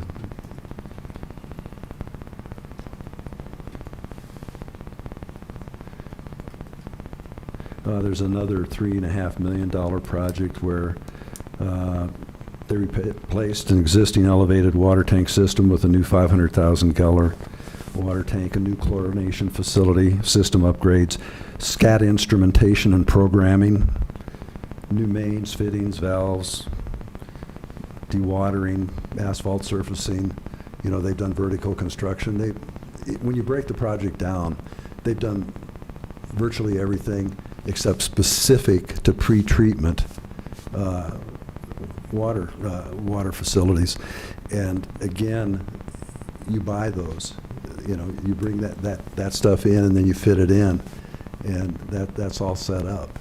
And so you have concrete people and that go ahead and they get it to where it fits in, and then you've got the electrical and the mechanical that you've got to make sure that's coordinated and fit in. We've got highly qualified subcontractors to do that. Again, one thing I really want to emphasize: you can pre-qualify things to death, and you can make it. You can make it to where you're not going to allow Wyoming subcontractors bid a job. Saw it over at UW. So if you've got architects or engineers that are wanting to go ahead and keep it in their fold, and I'm not saying that's the case here. Please understand that. It can be done, but then the Wyoming contractors come back to me, and I was in with about 50 of them with Phil Nicholas, where they're saying, they're doing all this pre-qualification stuff. We can build big buildings. And they're saying if you haven't built 3 schools in the last 5 years that were $50 million, you're not qualified to do these schools. Okay, well, in Wyoming you didn't have any of those projects, but does that mean they couldn't build smaller schools? And they're still schools. Wastewater treatment plants are wastewater treatment plants. They have different elements to them, but they're not exotic. So anyway, you can block contractors out, but again here, Rice Lake, they weren't even at the pre-bid meeting. They're not even in there. We're not casting aspersions that they're not qualified. They are. They've done work like this. But the point is, we've done similar work. Have we done the exact same component work? Not across the board. On a lot of the component parts we have, but on some of them we haven't. But does that mean that we're never going to have an adequate experience to go ahead and deal with that? No. It's just like you go to a mechanic shop. You have somebody that, the guy that owns the shop, he's really good at something, it's certain kind of things. And then all of a sudden, you have an issue within his shop that's outside his bailiwick, and he brings somebody else in that does that. And he can oversee it. He can tell if, at the end of the day, if it's working right after it's done. Well, that's the case too. And when companies can bond like these companies can, bonding companies have great experience with these companies. One, to build up a bonding capacity to $50 million to $100 million, you are doing big, sophisticated, complex projects. You don't build up that kind of a resume to get that kind of bonding. And that's the quality of the kinds of subs that my general contractor have. These are not fly-by-night people. They do a lot of work. Any other questions? Thank you, Mr. Martin. Okay, thank you.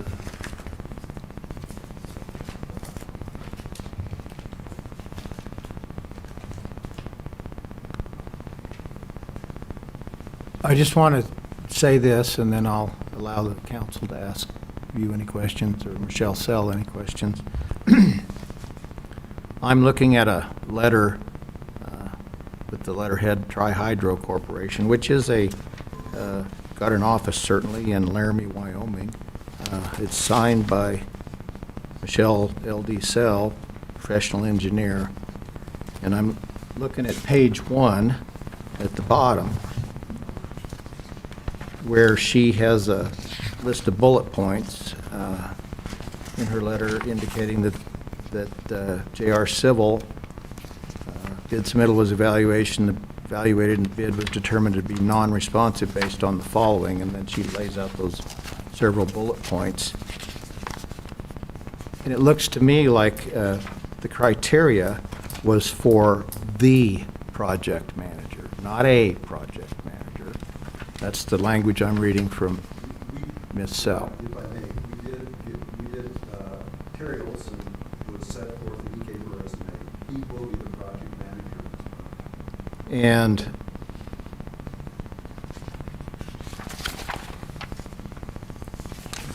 also, it's the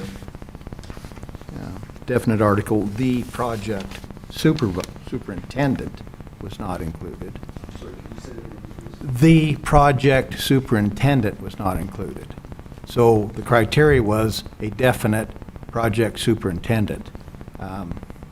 And it's my understanding from listening to Michelle Sell that it wasn't just she disqualified JR based on the written application, but she indeed called and let them know what she felt that the discrepancies or in the application were, and they failed to rectify that. If I may. Well, Mr. Martin, I don't want to argue about it. I'm just pointing out, you had a lot of time to talk to us, and I appreciate what you did, okay? But I'm sitting here, I'm looking at, this city pays good money to Tri-Hydro to do this bidding evaluation, okay? I'm getting a recommendation from this Michelle Sell from Tri-Hydro that she recommends that the bid, or the qualifying bid, is Rice Lake. I've got a city engineer, director of public works, whose opinion I trust, who's making this recommendation to this council to accept this bid. So it seems to me like a lot of background was done on this by Ms. Sell and by our city engineer to get what we wanted and we thought was appropriate for this particular project. And I think Mr. Harkins, I'm sure, knows a lot about this. He's not probably qualified to be the superintendent on this project, but he's certainly qualified to know that there needs to be the superintendent of this project, so there is somebody actually responsible that can always be gone to. And it just concerns me that JR did not respond better to Ms. Sell when she pointed out the deficiencies in the application. So I just wanted to say that. And I would... And this is Michelle. Can I clarify one item? Yes, ma'am. When I contacted Mr. Olson to clarify the intent of the bid, the documentation provided in the bid, if the project manager resume was to serve as both the project manager and project superintendent. And at that time, no, he said he would be the project manager, and as has been stated, did not know who the project superintendent would be. I did not request a project superintendent resume be submitted as part of our evaluation. We worked to keep a level playing field between what was initially submitted by each contractor. I did ask him there was a statement of qualifications with several projects noted, and I asked him to point me in the direction of which projects would like to be considered or should be considered for the qualification form. And Mr. Olson did follow up with a list of projects related to that.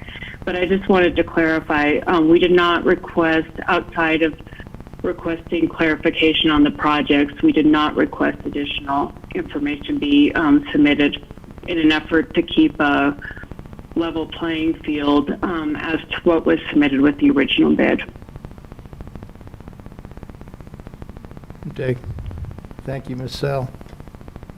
All right. Mr. Mayor, if you indulge me for a minute, I may be able to clarify a few things.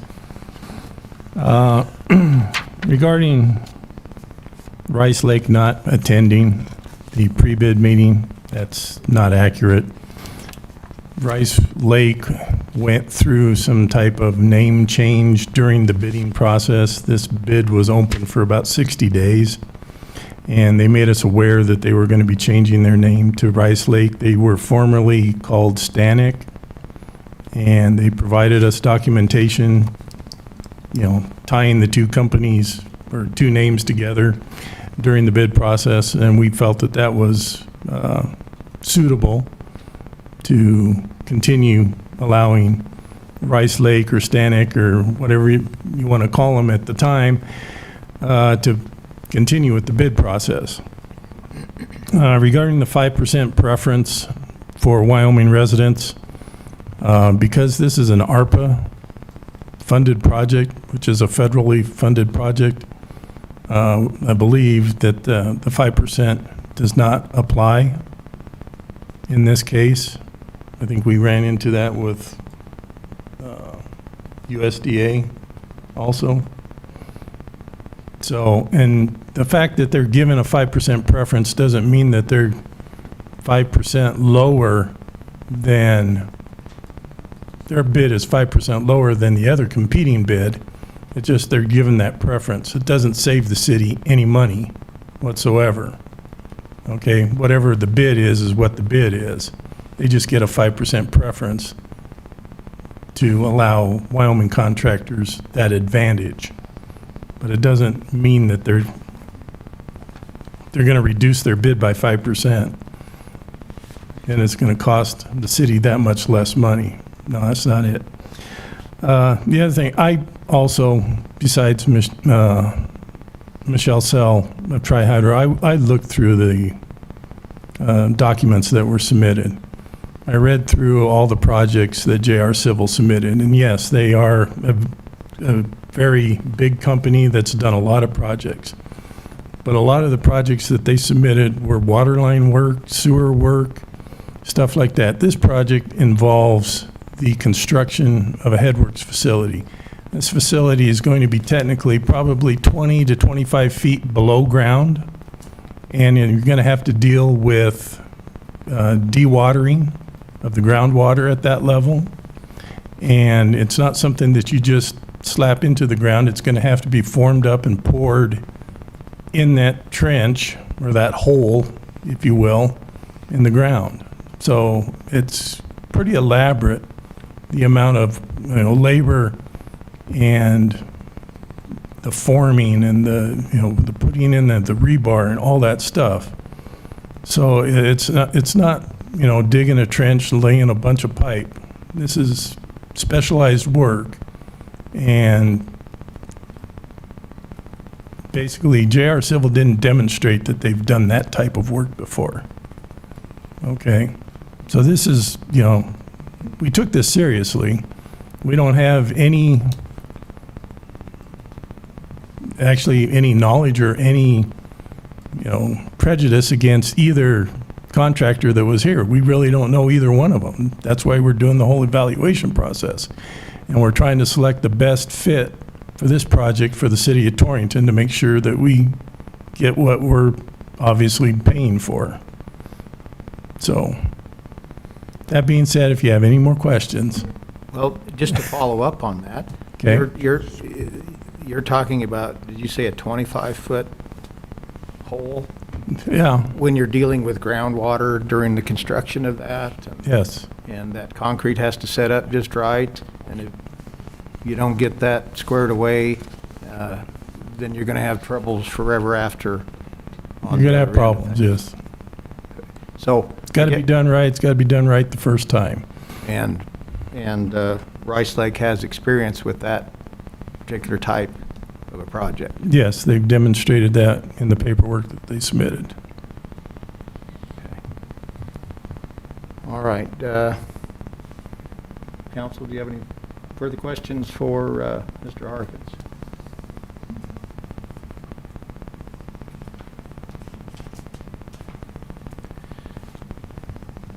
I just want to clarify for the record. I'll give you 1 minute, Mr. Martin. Come to the microphone, please.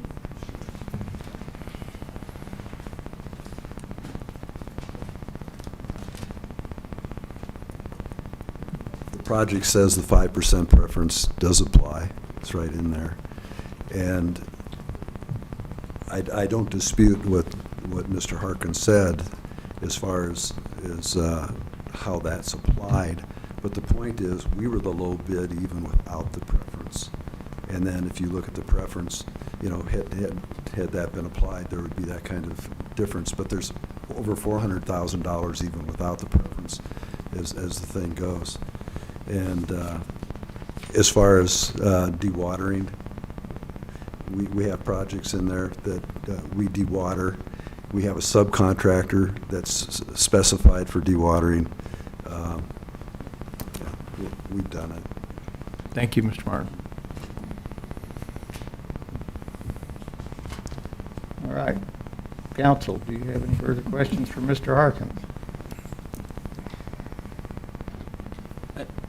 I don't have a question for Mr. Harkins, but Miss Sell, if she can still hear me, I want her to tell me again about the contact she made with JR Civil about the superintendent resume situation. Is she able to hear that? Yes. You heard that, Michelle? Yep. Yes, I can hear that. So I contacted Mr. Olson to confirm if the resume submitted in the bid package, which was his, was to serve as both the project manager and the project superintendent. He stated he would be the project manager and that they didn't know who would be the project superintendent for this project. That they had several, but they didn't know who would be the project superintendent. And then I also asked from the statement of qualifications that there's a number of projects listed in the statement of qualifications, if he would direct me to which projects to be looking at that met the qualification form requirements, and he sent the list of projects. As I said, I did not request a superintendent resume be submitted. We were trying to keep a level playing field between what was submitted with the original bid packages based on what was requested in the qualification form items. So, yeah. Does that answer your question, sir? Yes, and the follow-up to that was it stipulated in the bid packet that was required of the bidder to submit these superintendent qualifications? Yes. So the qualification form is one of the forms that was to be submitted with the bid, and that as part of that form, in the third paragraph of that form, it says provide detailed resumes for the proposed project manager and proposed project superintendent. Thank you.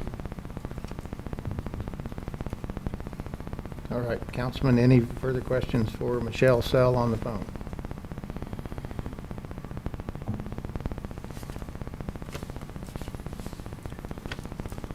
let's see where we go here. I would entertain a motion to award the bid as stated in the agenda to Rice Lake west of Golden, Colorado. So moved.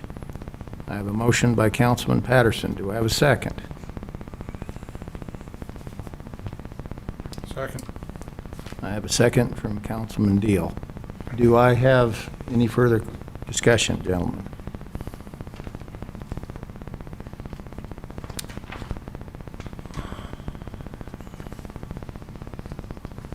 Hearing none, I will call for a vote.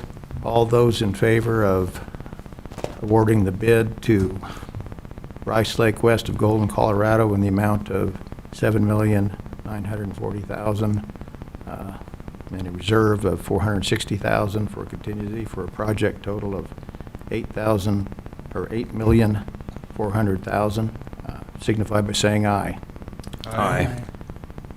Any opposed, signify by saying nay. Ayes have it. The bid is awarded to Rice Lake west of Golden, Colorado. Thank you, Mr. Martin. All right, we are on agenda item number 7.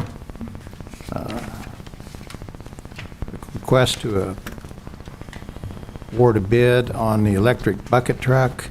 Staff recommends awarding the bid to Altech Industries, Inc. of Creedmoor, North Carolina, in the amount of $217,176. And Ms. Strecker, I'll go to you first, and then I'll go to Dana Utes. Thank you, Mayor and Council. So we opened the bids on March 29th at 2 p.m. We received only one bid.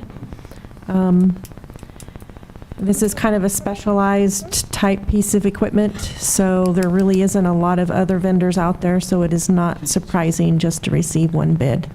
But I'll let Dana take it from here. Thank you.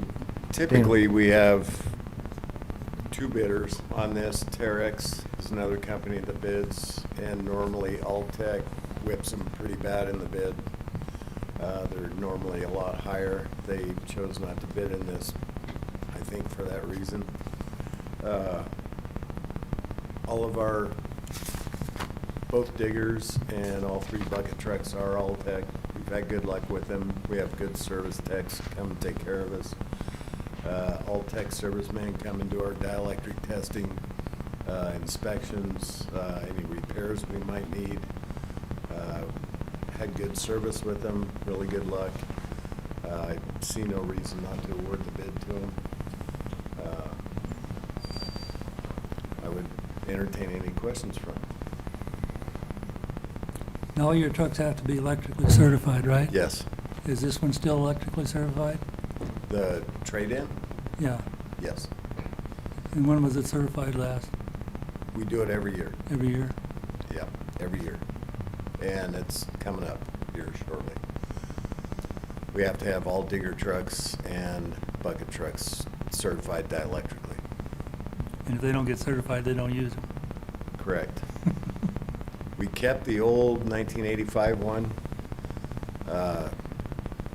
So, you know, if both of our diggers are tied up, the water department can use it to pull their pumps out at the lift station, do whatever. But we keep that old one just in case. And, you know, a couple years ago when we had that over 80+ mile-an-hour winds, we utilized all 3 of them. So we were glad we kept it. Is the trade-in value of $20,000, does that seem a little low? It does initially, but if you look at the lead time on the new one getting here, they're quoting, I believe, a...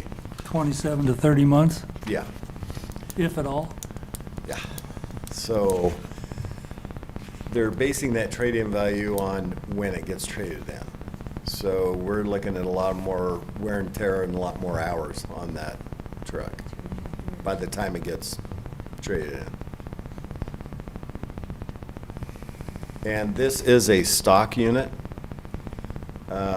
Normally, the last truck we got a lighting package, grounding reel on it, couple of 18 to 24-inch elevator in it to where you fully extend. You can go 18 to 24 inches further up to get to where you're going. Now, those additions, if it takes over 30 hours labor to install anything, it's classified as a custom unit, and those are 48 to 72 months out. So I went with a stock unit, so we can get it in 27 to 30 months, and we can add on the, not the elevator feature, but the lighting package and the other features after the fact. That way, we can get it in 27 to 30 months instead of 4 to 6 years. Is this truck a diesel power? Yes. Is the gas option available? It is, but it's not very functional for the fact that all the idling it has to do. You might be stationary for 4 to 6 hours in one spot with it idling as you move the bucket. Diesel reacts a lot better to that than the gas does. But your maintenance with the DEF system, everything's twice as much on a diesel. Not terribly bad. We haven't had a whole lot of issues with the DEF system. As a matter of fact, we just added some DEF in 2 of the buckets just the other day. So, no, haven't had a whole lot of issue with that. That's not what I've heard about the garbage trucks. Well, I'm glad I'm not the street superintendent.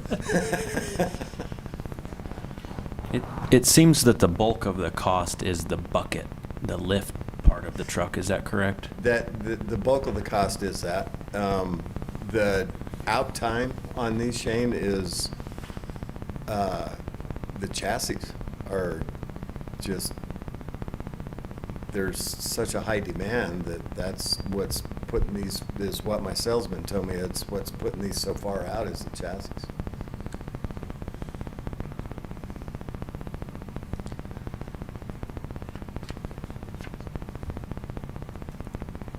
And I know you've said it 3 times, but the delivery date is 27 months out. 27 to 30. And that, so that price is, and who knows what. It's locked in, yeah. It's locked It, in 27 to 30 months, if we went out again, and before I retire, I'm gonna put in for a digger truck, because it's at least that for a new digger truck, and the one I want to replace is a 2007, so it's 16 years old now.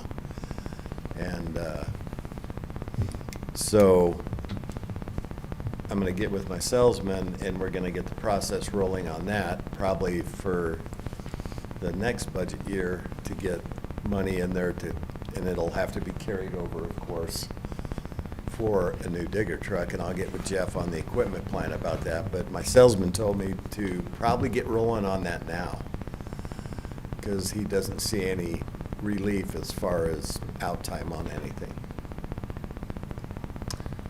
Have they been pretty spot on those delivery months?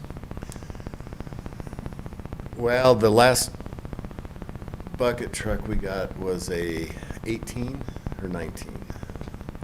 I guess I just mean your salesman with or all tech.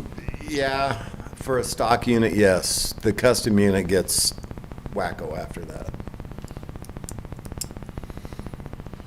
So when the guys get it, I'll be retired probably. I guess I have one question for Lynette. We had $185,000 budgeted. Are we going to include that extra in the 23-24 budget or in the later budget? Okay. So it'll just be sitting there waiting. It'll be encumbered, yep.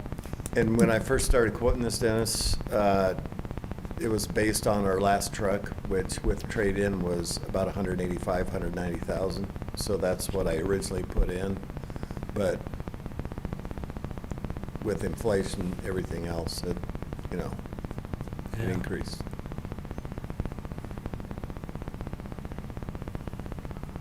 Any additional questions for Mr. Utes from the council? Or from Lynette? Thank you, Dan. All right, thank you.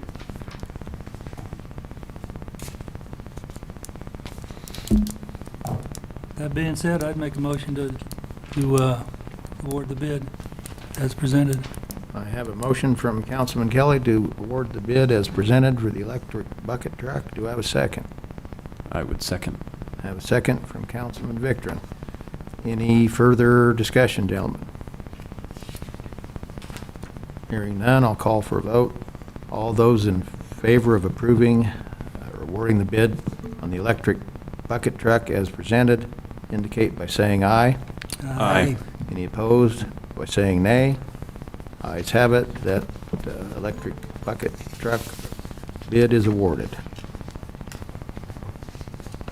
Next item on the agenda is the approval of the bills from March 22nd, 23 to April 4th of 23. And I believe there's some additional ones that Mrs. Strecker gave to each councilman before the meeting started. I'd be glad to answer any questions you have on either set of those bills.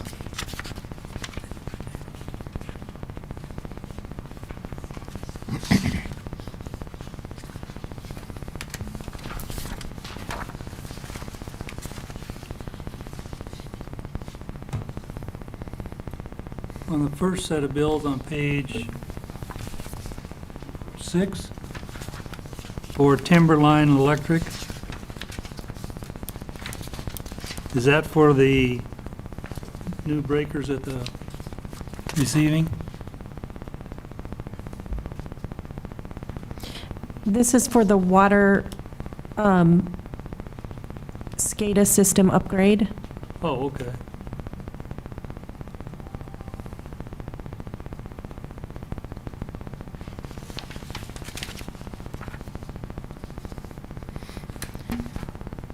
And I do believe we have Homeland Security grant to cover that. All that much better. The entire amount? It's 100% grant, yes. On page 3 of the first set, Easy Picker Golf Products, what's that? What is that for? That is for our driving range at the golf course. And we did get rec board money for that, so. Well, goes out and picks the balls up after on the driving Yeah. range? Mm-hmm. Okay. No more hitting the car out there, huh? Actually, there are some younger golfers who can really hit that ball.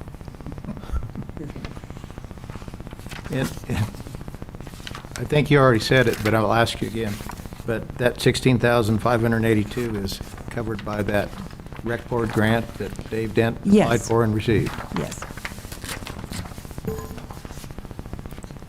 On Lynette, Ms. Strucker, on the first page of the first set, benchmark for a Baylor sewage pond project, is that just surveying, engineering work?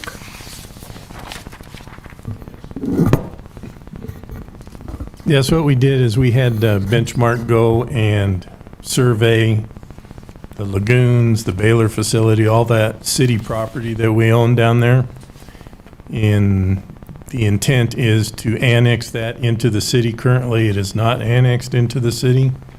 So he spent several months getting all that work done and preparing a Map? a map, but also a legal description of the property that we're planning on annexing. That should be coming within the next 1 or 2 council meetings.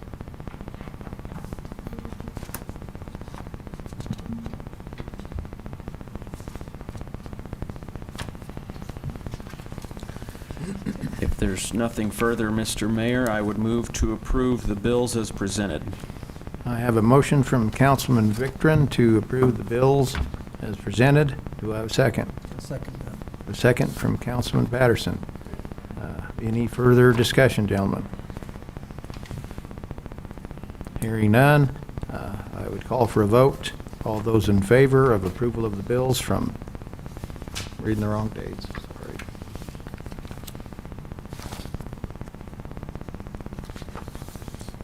from March 22nd, 2023 to April 4th, 23, signify by saying aye. Aye. Any opposed, signify by saying nay. Those bills are approved. Next item on the agenda is the public comment section. That is a time when any member of the public may come up here and address the council. And I see Fire Chief Patch back there. You know you're going to get called on if you're sitting there. So.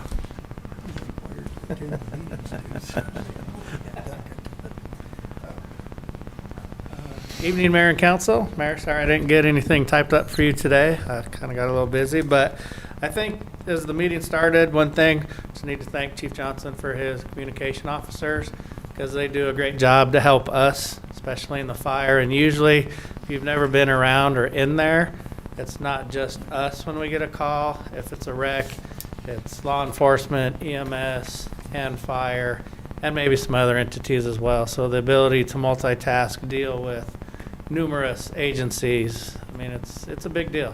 If you've never been in there to sit with them, it's impressive what they can do. So just need to thank them for that.